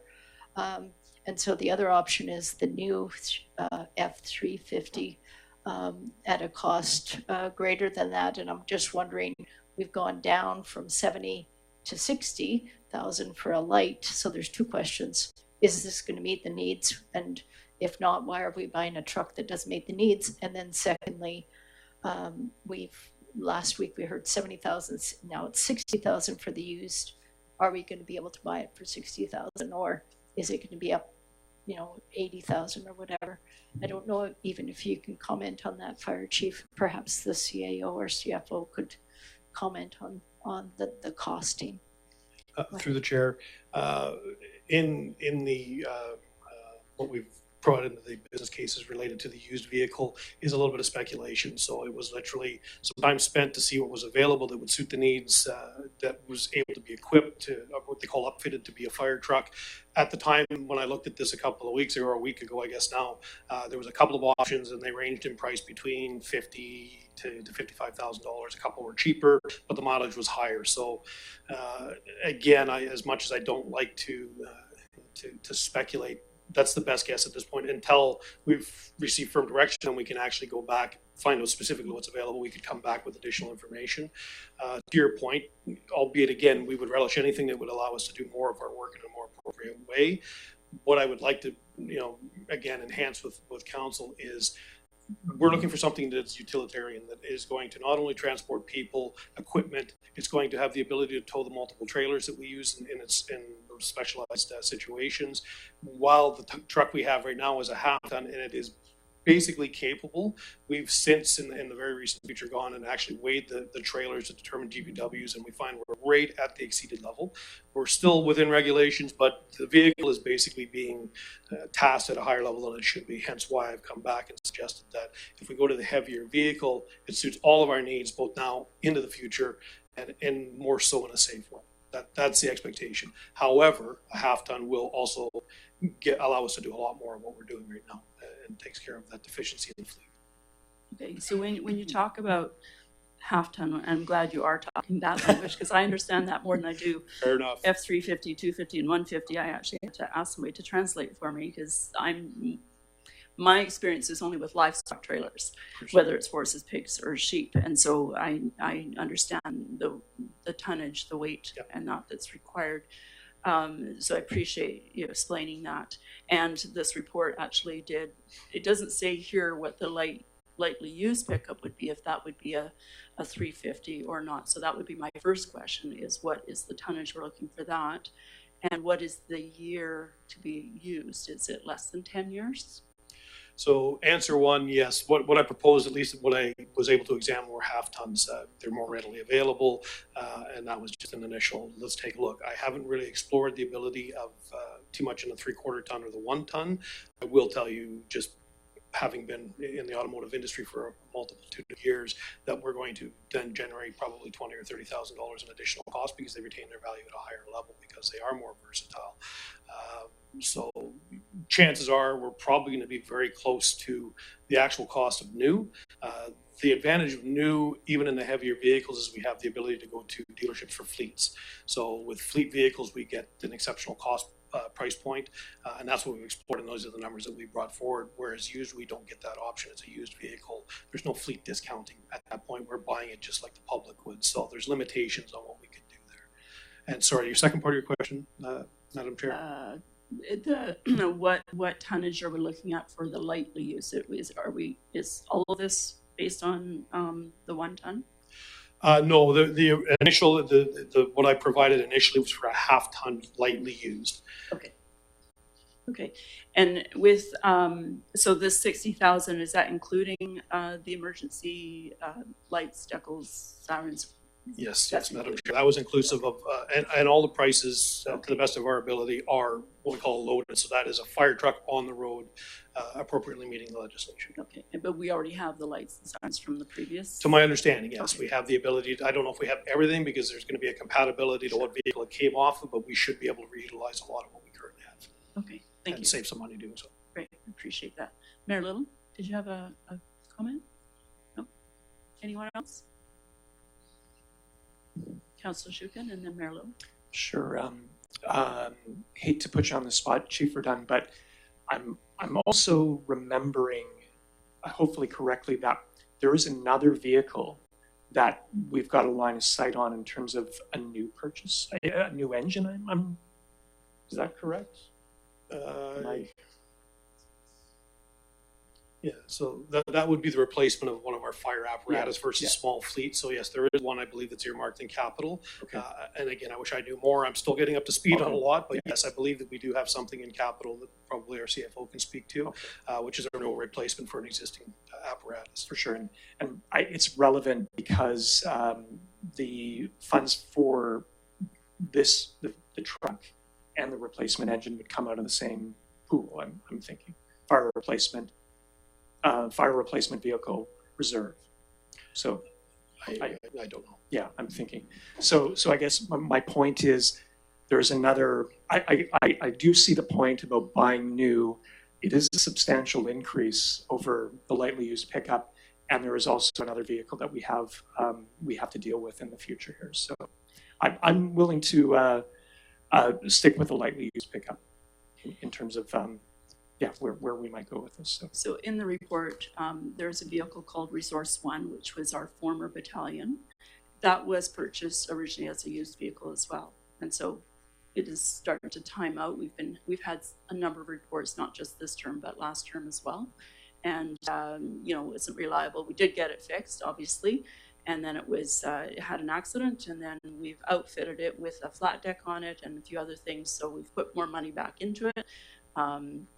It's been used as a work truck, mostly for fire smarting, I think, and a few other things. I think it did go to deployment originally after it first got fixed. But anyway, so good to see that these reports are coming in so we can actually start following those. If I might add, Madam Chair, I just remembered the second part of your question. So to the longevity. So of course, if we buy a new small fleet vehicle, our anticipated life cycle on that is going to be up to 15 years. That is generally speaking. And at 15 years, we still go case by case based on mileage and wear and tear. The problem with buying a used vehicle, and I don't want to beat that up anymore, but the problem with buying vehicles is we already started in a time deficit. We are getting something that is already close to the match point because a lot of the mileages are already exceeding what we would normally anticipate we're going to see on a fire truck. We're starting 3 or 4 or 5 years in deficit to that. So albeit, again, thankful and certainly would be utilized, we're already buying a vehicle and now we've shortened its timeline by 5 years on a 15-year life cycle. So we're pushing the can down the road, as it were. Whereas the new vehicle, we get the entirety of that life cycle. We're not inheriting. The other question that comes in, and again, I'll put my mechanics hat on as I am a Red Seal mechanic as well, is why was it traded in the first place? I have had some success on lease returns because it is just the end of a lease and there's some options there. If we buy a used vehicle, the question from a mechanic's perspective is why was it used? Why was it sent back? These are deficiencies that we're now going to inherit from somebody else's, vehicle, etc. So considerations. If I don't say this, Mike, our AVT, is going to be very upset with me. So I just wanted to clarify and provide that information for decision making. Thank you. Thank you. I appreciate that. Councillor Gray? Yeah. Through the chair, thanks very much, Chief. It's a little bit complicated because we have a staff recommendation, which I moved, and now I'm hearing that the staff recommendation isn't agreed by staff. So that's confusing to me. I don't know what we do in the situation. We could ask the CAO. I'm not clear here. The staff are recommending the motion I moved, and now we're hearing that perhaps that's not correct or not the recommendation. Yeah, through the chair, why doesn't council send this back for additional information? There's no hurry. And we can update with some more information based on what we heard tonight. We could do that if there's new information. Well, what sort of information do you think we need Councillor Gray. I wasn't looking for any more. I was just asking about the confusion of moving the staff recommendation and finding out it's not quite fitting, or may not be fitting, excuse me. There's a motion on the table though, so. Okay. So I have a question, Chief. It seems that we're going with Fords in the fire department and Dodges in the public works department. I'm not a Ford person, but there's obviously a reason for that, and I don't know why we have the difference. I do know that one is a workhorse more than the other. Maybe it's because of the different type of work in those two departments. The broad answer is we will go to whichever vendor supplies with the best product. That said, there are certain vehicles that are specifically built for the response field that have the better or the easier ability to upfit. So Ford actually is producing a vehicle that is specifically, in most cases, designed to be a fire truck, to be a police vehicle, etc. They're easier and cheaper to upfit. The vendors that supply the materials that do so have more pieces to do so. So it tends to be, you'll see fire departments and police forces kind of gravitate to the Fords. Even their small fleet will be, they use Crown Vics for years because they have built a vehicle conducive to that upfitting. So that's primarily the reason. Okay, that's what I thought. I saw that was a police as well. Thank you. Mayor Little. Thank you. I don't think staff is disagreeing with the staff recommendation. They're looking at all three options and providing their professional information, their professional advice and caveats to the risks as well as the benefits to choosing each of these options. What I'm concerned about is we may be voting for a vehicle that doesn't quite meet the needs of the fire department. And secondly, there are risks with buying a used vehicle, as the fire chief has pointed out. I'm not particularly in favor of leasing, but that is a possibility. At the end of the lease, I think you have to return the vehicle to its previous state, which may be a little bit hard with the decals. I don't know how permanent those decals are. The decals are not the problem, and they're very careful in ensuring that we don't put holes where we're not supposed to. The other concept is if you look at the lease option, then the buyout is generally the option for fire, because again, it will still have a lot of useful life. Mm-hmm. So the recommendation, if the lease, and we just wanted to an option of maybe where we can amortize that so we're not seeing that initial capital hit. Just trying to provide as many options for discussion. But yeah, at the end of that, I would suggest that you would buy the vehicle up because it would probably still have 7-8 years left that are viable to keep it in the fleet. Right, and these vehicles I believe are all inspected. They can't just sell it. And that you've got some outstanding background on the mechanics and stuff. I have faith in that. Councillor Shooke, do you have a comment? One bit of information that might be helpful to make a more of an in-depth decision is what the value of the full warranty would be, potentially. I take Chief Verdun's point that you're buying new, so you're getting new as opposed to in the hole already 3 to 5 years or whatever. And then Mr. Payette was mentioning the warranty as well. So there might be even modeling what 5 years of ownership could look like if you had a fully warranted vehicle. That might be interesting to do. So, yeah. So I'm open to getting more information. I may have been too hasty in seconding what I thought was the best option, but yeah. Well, there are some good used vehicles out there, and they will be maintained in our department. They will be tested when required, and we do the CVI testing on all of our vehicles to give us an idea of their longevity and the wear and tear, and are they ready to be replaced or not. So those are all gauges that we have in place already. Our staff has been cognizant of that in the history of this district, as far as I understand. So those are all good things. Mayor Little, and then Councillor Shooke for your comments. No, I was thinking, since it's been recommended by the CAO, since we've got questions to bring it back, I suggest that we should do that with new information. I think that will help us with our decision making. And Councillor Gray? Yeah, I'm not clear what new information we're seeking. I was just pointing out the staff recommendation is the one that's been moved.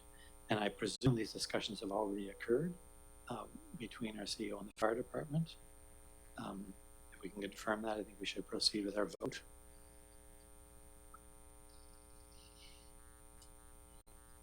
Yeah, I guess my comment through the chair is that fire chief's been here 2 weeks and we're rushing a little bit on this.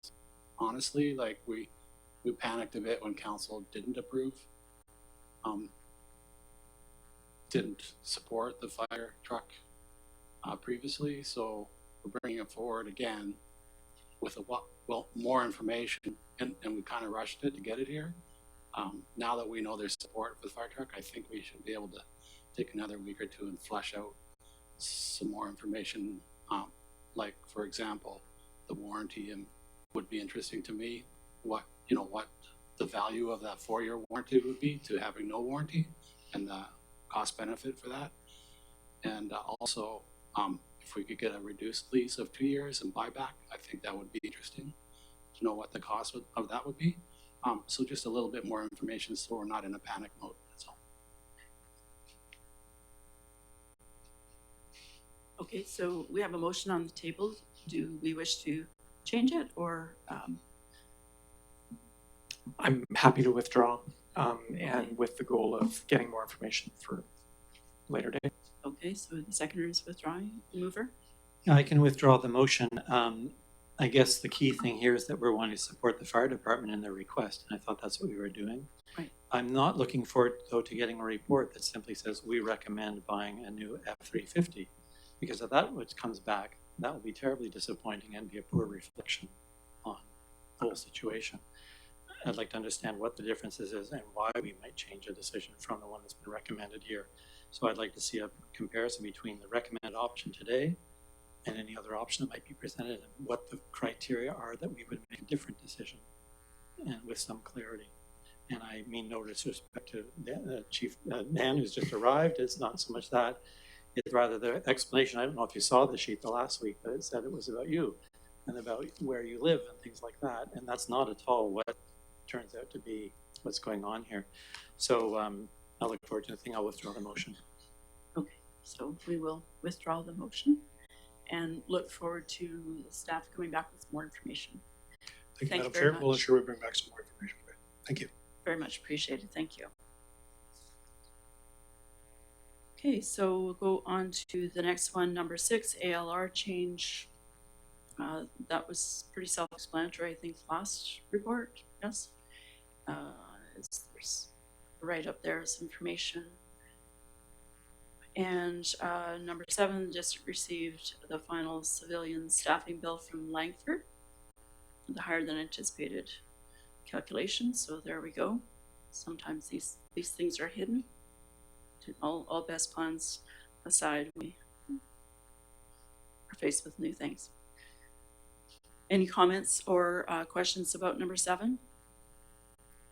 This is the one that's not really within our control. So, okay, seeing none. Number 8, the district has added $50,000 for public works project budget to deal with Lombard trees. And this is funded through the accumulated surplus? Yes, okay. And is that the best place for it to come from? Through the chair, if we wanted to take it out of the Public Works Efficiency Reserve, that would certainly be a spot, but accumulated surplus has over $2 million in it, so it's taking 50,000 out. It's not going to make too much of a dent. No. Great. Okay. Thank you, Mayor Little. Yeah, at the last meeting, we heard that the CRD, I believe, is going to be doing work on that road, and so I'm not sure if this is going to cost us $50,000. So that's the first point. And also, this council hasn't decided exactly what we're going to do with the Lombard trees. Are we going to cut them at 10 feet? Or are we going to take them all out? Are we going to take all of them out and the roots and the road? We really haven't had that discussion. So we're earmarking $50,000 for the project budget, but we're not exactly sure what the project is. Mr. Creed, was this earmarked as trimming the trees down in height, or Because that doesn't seem like that's that much. Through the chair, this is just trimming, and so that's where putting it in as a special project, having it coming out of the reserve, just kind of sitting there waiting to see what the CRD ends up doing with that water pipe along Lombard Road. If they end up doing a good chunk of the work for us, perfect. We don't need it, and then if we do end up requiring it based on what council wants to do with the other half of the road, depending on what that water pipe project ends up doing with the trees, we come back and kind of discuss which way this project needs to go. I think the arborist report from 2024 indicated that they should be completely removed, but not up to me. Yeah, thank you. I'm satisfied with that answer. Thank you for it very much. Great, thank you. Councillor Gray. I think it's fair to say, through the chair, to Mr. Creek, we're earmarking this money, but we're not setting a budget for the project. Through chair, correct. Okay, so on to the next page where we have overall department changes. Oh, can I ask a question before that? Yes, absolutely. Just to jump in.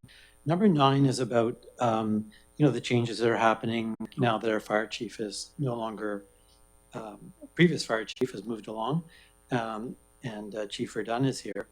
And the mention is made of the change to training programs, and Chief Verdun will take a little while to get settled, and we'll find out what's going on. I just wanted to follow up on a comment from Jennifer Burgess in the audience. The plan is that we're continuing our medical call-outs. So this be through the chair to our CAO. Is there any thought of changing medical call-outs, the changes at the fire department that we've seen? There has been zero discussion about changing any service levels with the fire department from my office. So. And then a follow-up, the Fire Smart programs, I think that's dependent on a grant, and I just wonder, are we good this year? Maybe that's a CFO question through the chair.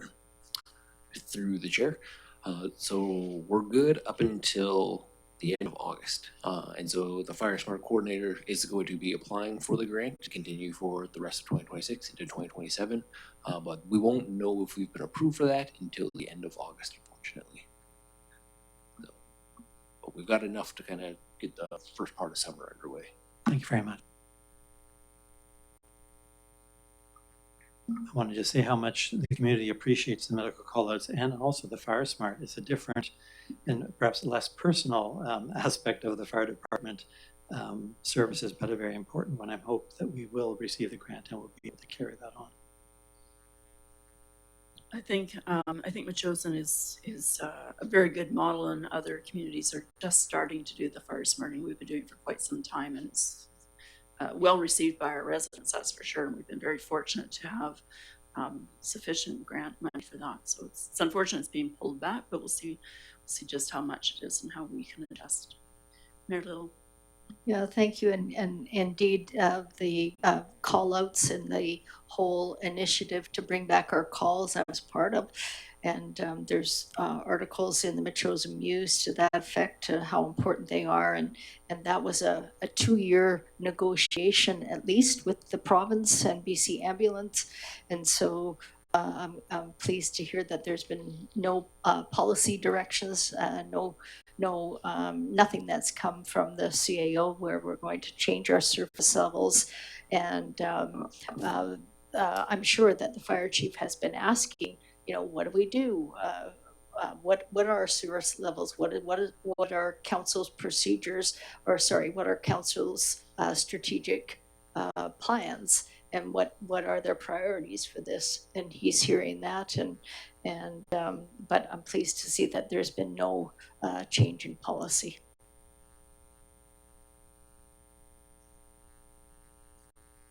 Okay, so we'll move on to the next one. The overall department changes. Any comments, committee? There's a chart in front of us here. Councillor Gray. Thank you. I think this is simply a summary of the changes since our last meetings. What I'm interested in, and we had an email exchange earlier today, CFO and some members of council, So through the chair, can I just ask then, what are we looking at in terms of a percentage increase, Mr. Creek, for average residential household now?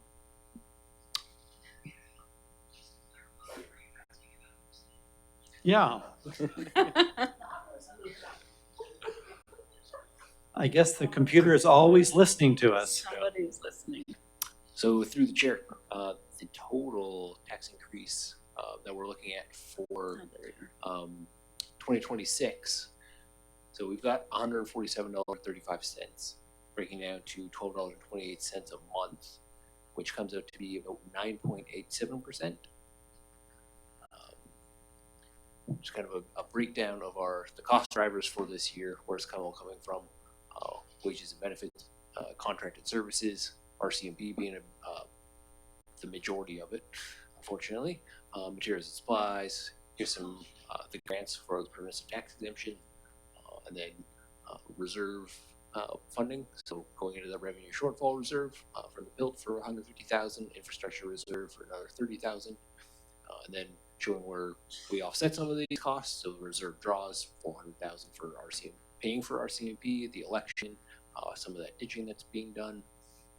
We saved some money this year because of amortization reduction. So we've used up the accounting life of a number of assets related to the roads and vehicles. So that reduced that by $35,000, and then the overall PILT increase for general and police tax, another 12%.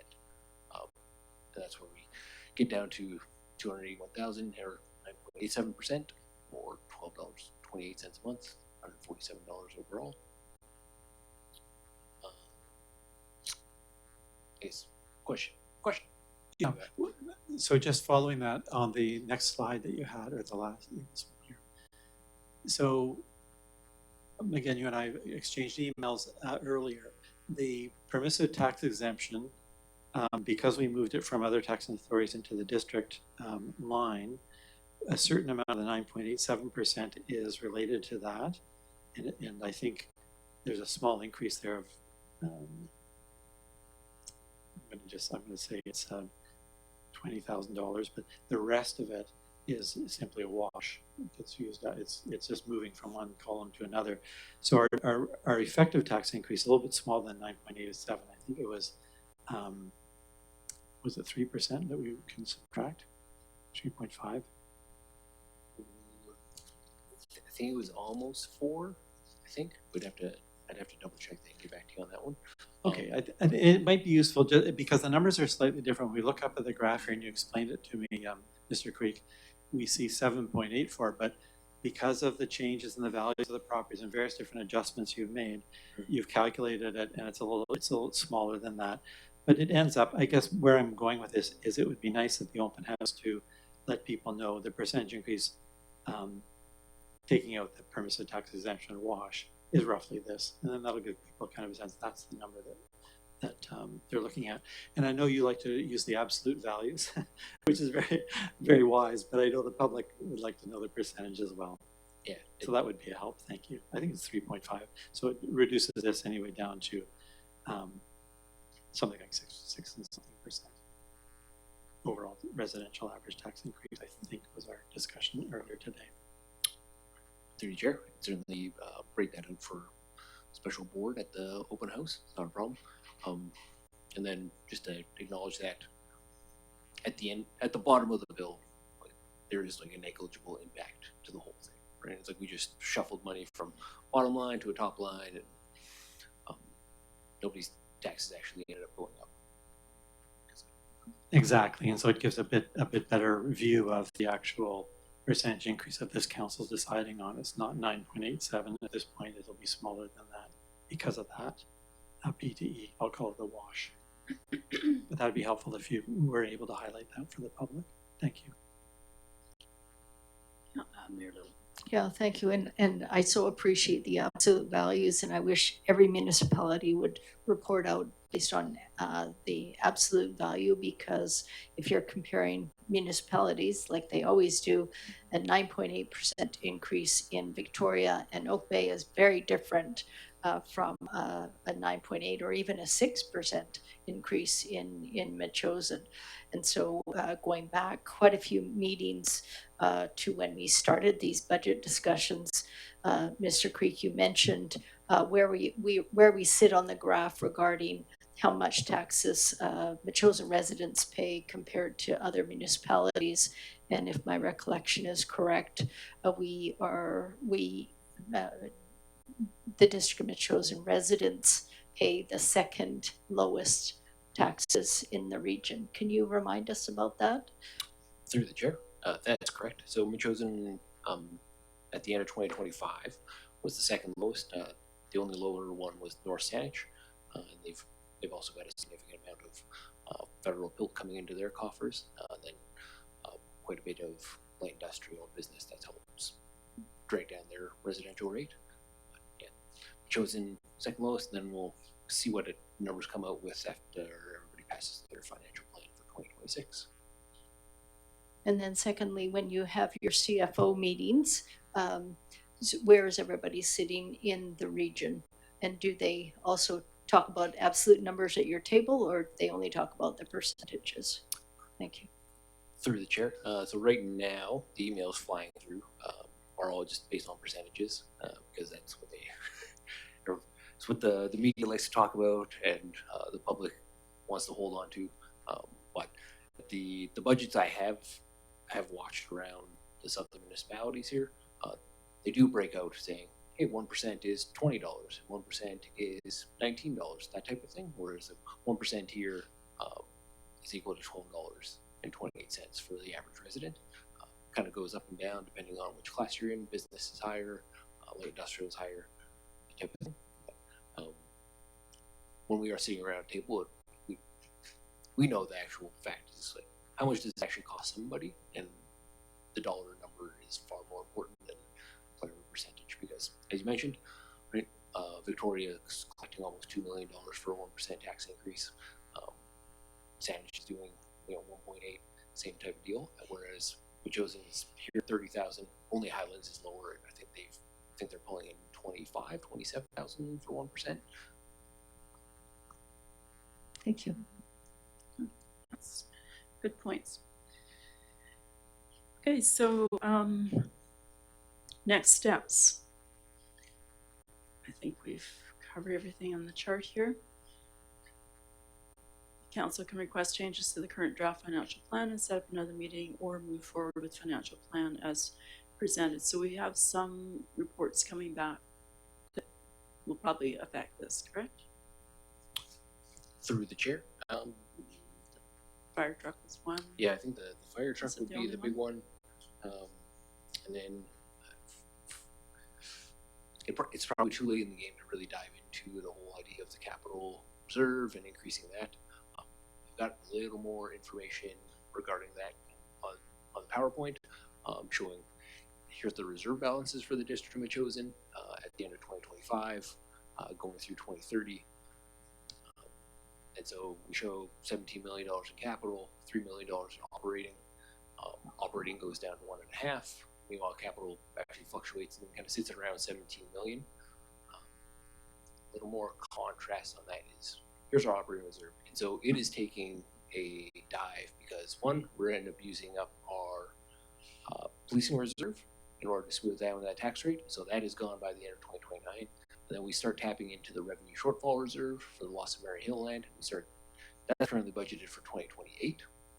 And based on if we contribute what we've earned from the additional PILT, that should be gone by the end of 2031, 2032. Capital reserve is a little bit better. This drop right here that we see by the end of 2027 is based on using that Growing Communities Fund. So that's $2 million going out there. But this does not account for using any of that building reserve for the fire hall. And so if that was exhausted in order to renovate, rebuild the fire hall, that number at the end of 2027, 2028 would be $3 million lower. So it's just something to consider. And then, as mentioned, with our infrastructure deficit that we're looking at right now, the blue number is what we're contributing, about $1.7 million a year. We've got an estimated surplus or a sustainable requirement of 4.6 million, and that's where our $3 million deficit comes into play. And right now, over this 5-year draft financial plan, this is where we're sitting. We're still going to be struggling to get up there. And then, based on our long-term financial sustainability, we've got to look into service levels, the asset replacement funding, and then taxpayer affordability. And the big thing that's showing up in everybody's budget meetings around the island is deferring capital or repairs. And it's like we can lower the taxes today, ends up increasing your future costs and risks tomorrow and the following years. I've seen it throughout every budget I've watched is a council that has either canceled or delayed capital projects or reserve allocations in order to have something lower now. Victoria is the big one where they're like, hey, we got a savings now, but now 2027 just went from an 11% increase to 14% increase. Same thing happens in the like it's just there are so many pressures on a municipality now, and infrastructure is the big one.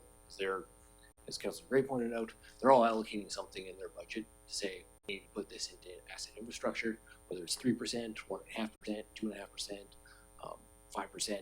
There is people trying to catch up because of decades of, hey, everybody likes the number 2%, right? 2%, it only doubles after 17 years. That sounds good to everybody, but it wasn't looking at the fact of you have a significant amount of infrastructure, and it was, unfortunately, most of it was installed in the 50s, 60s, and when it all comes due at the same time, somebody's got to pay the cost on that one. So now we've presented a 9.87% tax increase.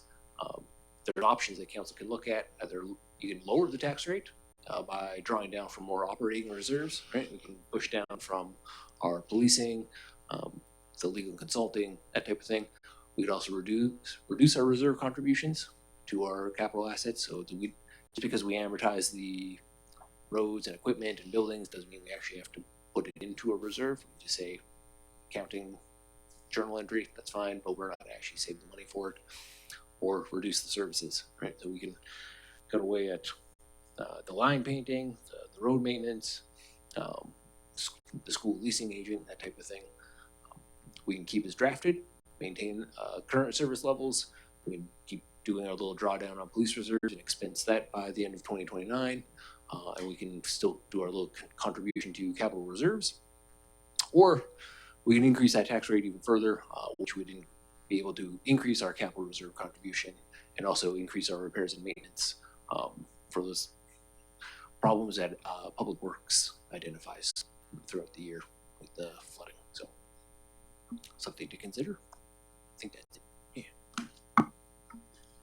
Yeah. Great. Yeah, just to say through the chair, thanks very much, Mr. Creek. That's really informative, and I think it it draws me back to that question that I hope we'll get some input from the public about not doing as what's done in the past, but do as we would like to do, and as others are doing, which is to add more money to our reserves this year rather than waiting, and so others don't turn back and say those councils never did it before.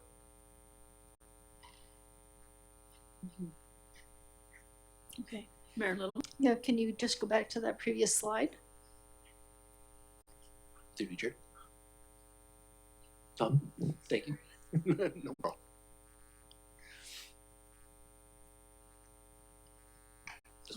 Yeah, so I think this is worth a discussion at this table, because I'm certainly not in favor of lowering the tax.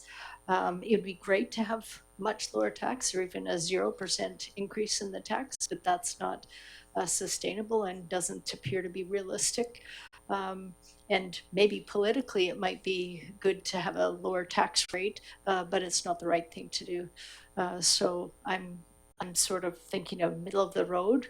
I am concerned about our reserves. And I also reiterated that at the CRD table, they're also below what they would like to be targeting for the reserves. Right now, I'm sitting right in the middle, but I'd be interested in with concerns for the reserves. But I'd be interested to hear what my colleagues have to say. Thank you. I think I agree with you on that. I think it would be misleading if we lower and then we have to hike it back up in time. We don't have to look too far. On any given day, it's reporting out all sorts of bad news in the news and the media and whatnot. And people are stretched for finances. If we keep a momentum of just, not going up, not going down, but keep it same, so that it's expected that they are understanding what their taxes are going to be, and I don't think we're inflating them at all. But to dive down, and I think it's misleading. So I think keeping an even keel. I think our CFO's definitely got us on the right track, and a lot of work in the last year and a half that he's been here, uncovering a lot of stuff and getting us on a course. So I really appreciate the reports and the patience and all the questions that you've had to answer during that time and explaining to us how this works. Other comments? Councillor Shooken? The only thing I would say is I see the merits in the explanations Mr. Creek and Mr. Payette have made this afternoon, and I see Mr. Creek is forecasting an overall increase of $147.35 for residential, and I think the increase is valid based on a whole bunch of things. So yeah, willing to stick with that. And Councillor Gray, any comments? Well, I'm just the observation that we compare favorably in terms of having a low tax rate with others within the CRD, but that comes at a price. And I think that hearing what other council members have said about the importance of good fiscal management, I think that the column 3 of increasing the tax rate makes sense to help build our reserves. Whether that's another 2% or whether it's another 3%, I don't know, but I look forward to the open house opportunity. Okay, sounds good. Okay, so we have 2 recommendations here. Councillor Shooken? Councillor Donaldson, I would move that the committee directs staff to move forward with an open house on April 2nd based on the 2026-2030 draft financial plan as attached. So moved by Councillor Shooken, seconded by?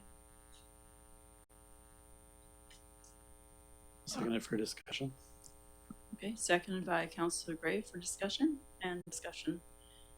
Councillor Gray, go ahead. I'm just away on that date out of the country, so I was hoping it might be another date. I see that we had April 9th scheduled for a finance meeting, but I don't know if this was chosen specially.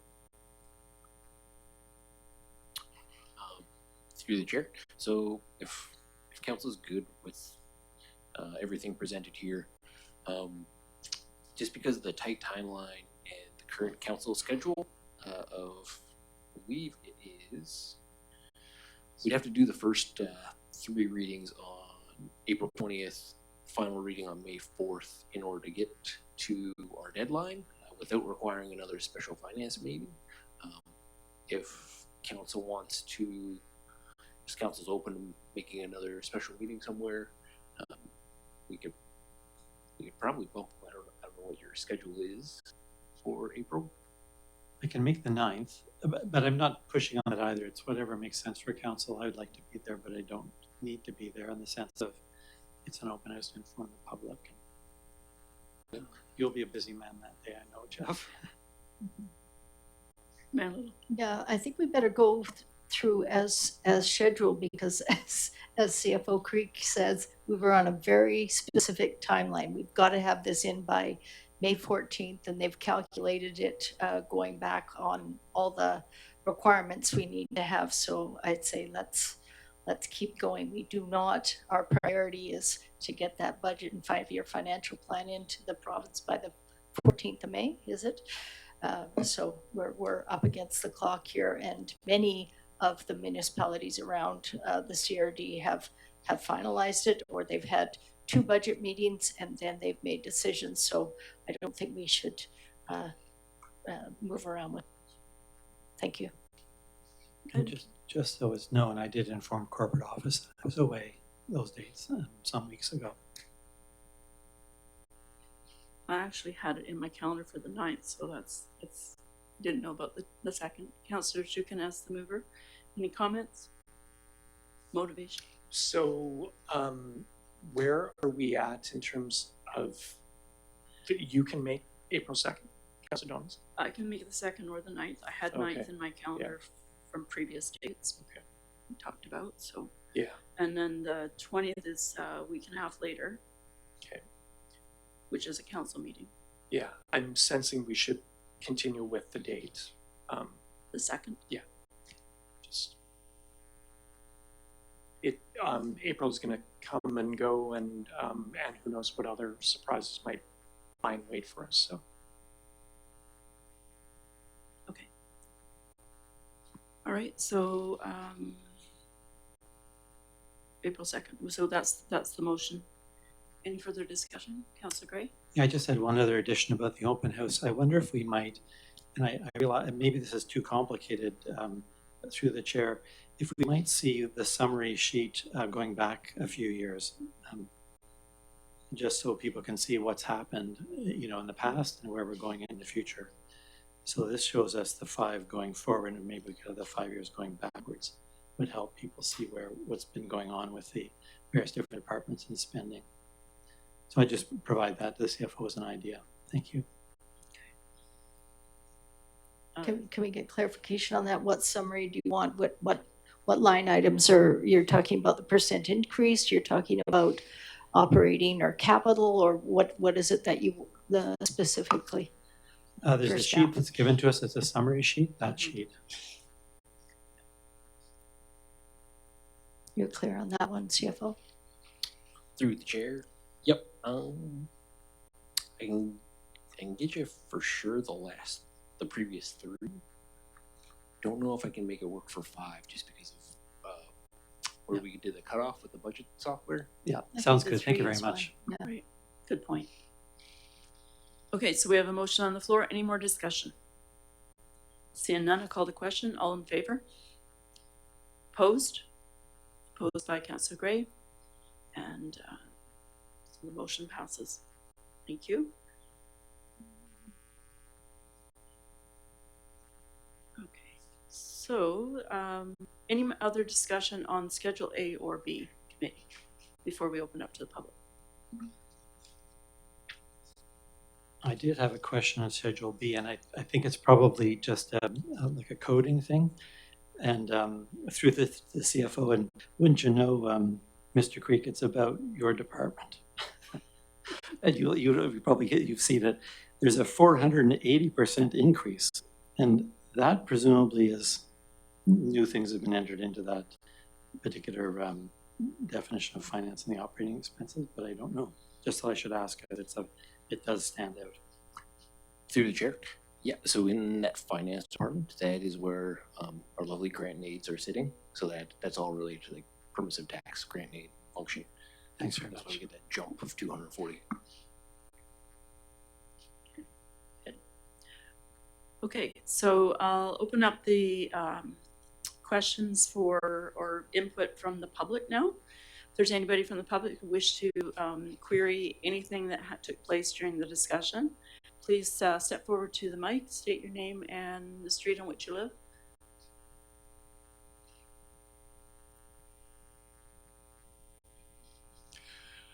Gary Lamb, Hackmore Drive. Just the question I have, that package or information that the CFO presented, is that available to the public? The PowerPoint? Pardon me? The PowerPoint? The slides that were up? Slides, yes. Through chair? Yep, they will be posted on the website. Oh, okay, great, thank you.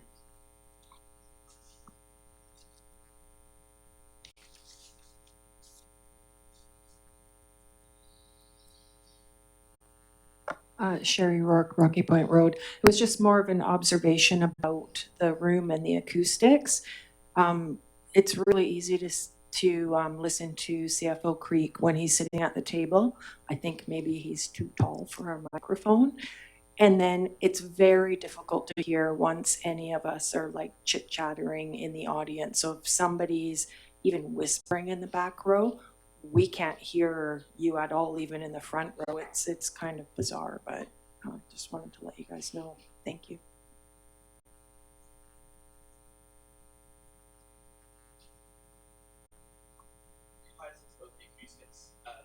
Turn the mic on. Turn it off. There. All right, the acoustics. Now we can hear you. First, I'll say great work on the budget. I think CFO Creek has presented some good numbers, and you guys have all discussed it. Done a really good job, I think. It's really getting there. As far as the acoustics of this room, I think one of the issues is actually the positioning of these speakers on the roof. They're sending noise back towards you guys, which I'm sure the microphones are picking up, as well as I believe the room is designed so that all the sound is being projected towards the outside. So if the speakers were adjusted in a way where the sound is being projected outwards instead of back towards you guys, we might get a more, the people at the back might be able to hear better. As well as I also think if they were lowered, if not repositioned altogether, they might be putting the sound too high into the corners. So I'm not a sound technician or anything, but I think it might be worth spending, say, $200 on actually having a sound technician come in and be like, hey, if we put the speakers here, people are going to love it. Thank you. Thank you. I believe we did get a sound technician in. I don't know what the cost was, but I appreciate that for sure. Good input. Okay, so I believe we've covered off the correspondence that we've received as well from Ms. Bacon and Ms. Jaeger and Mr. Smurfit. So seeing that we have no other business, I'll ask for an adjournment. Moved by Mayor Little, seconded by Councillor Shooken. All in favor? Carried. Thank you very much.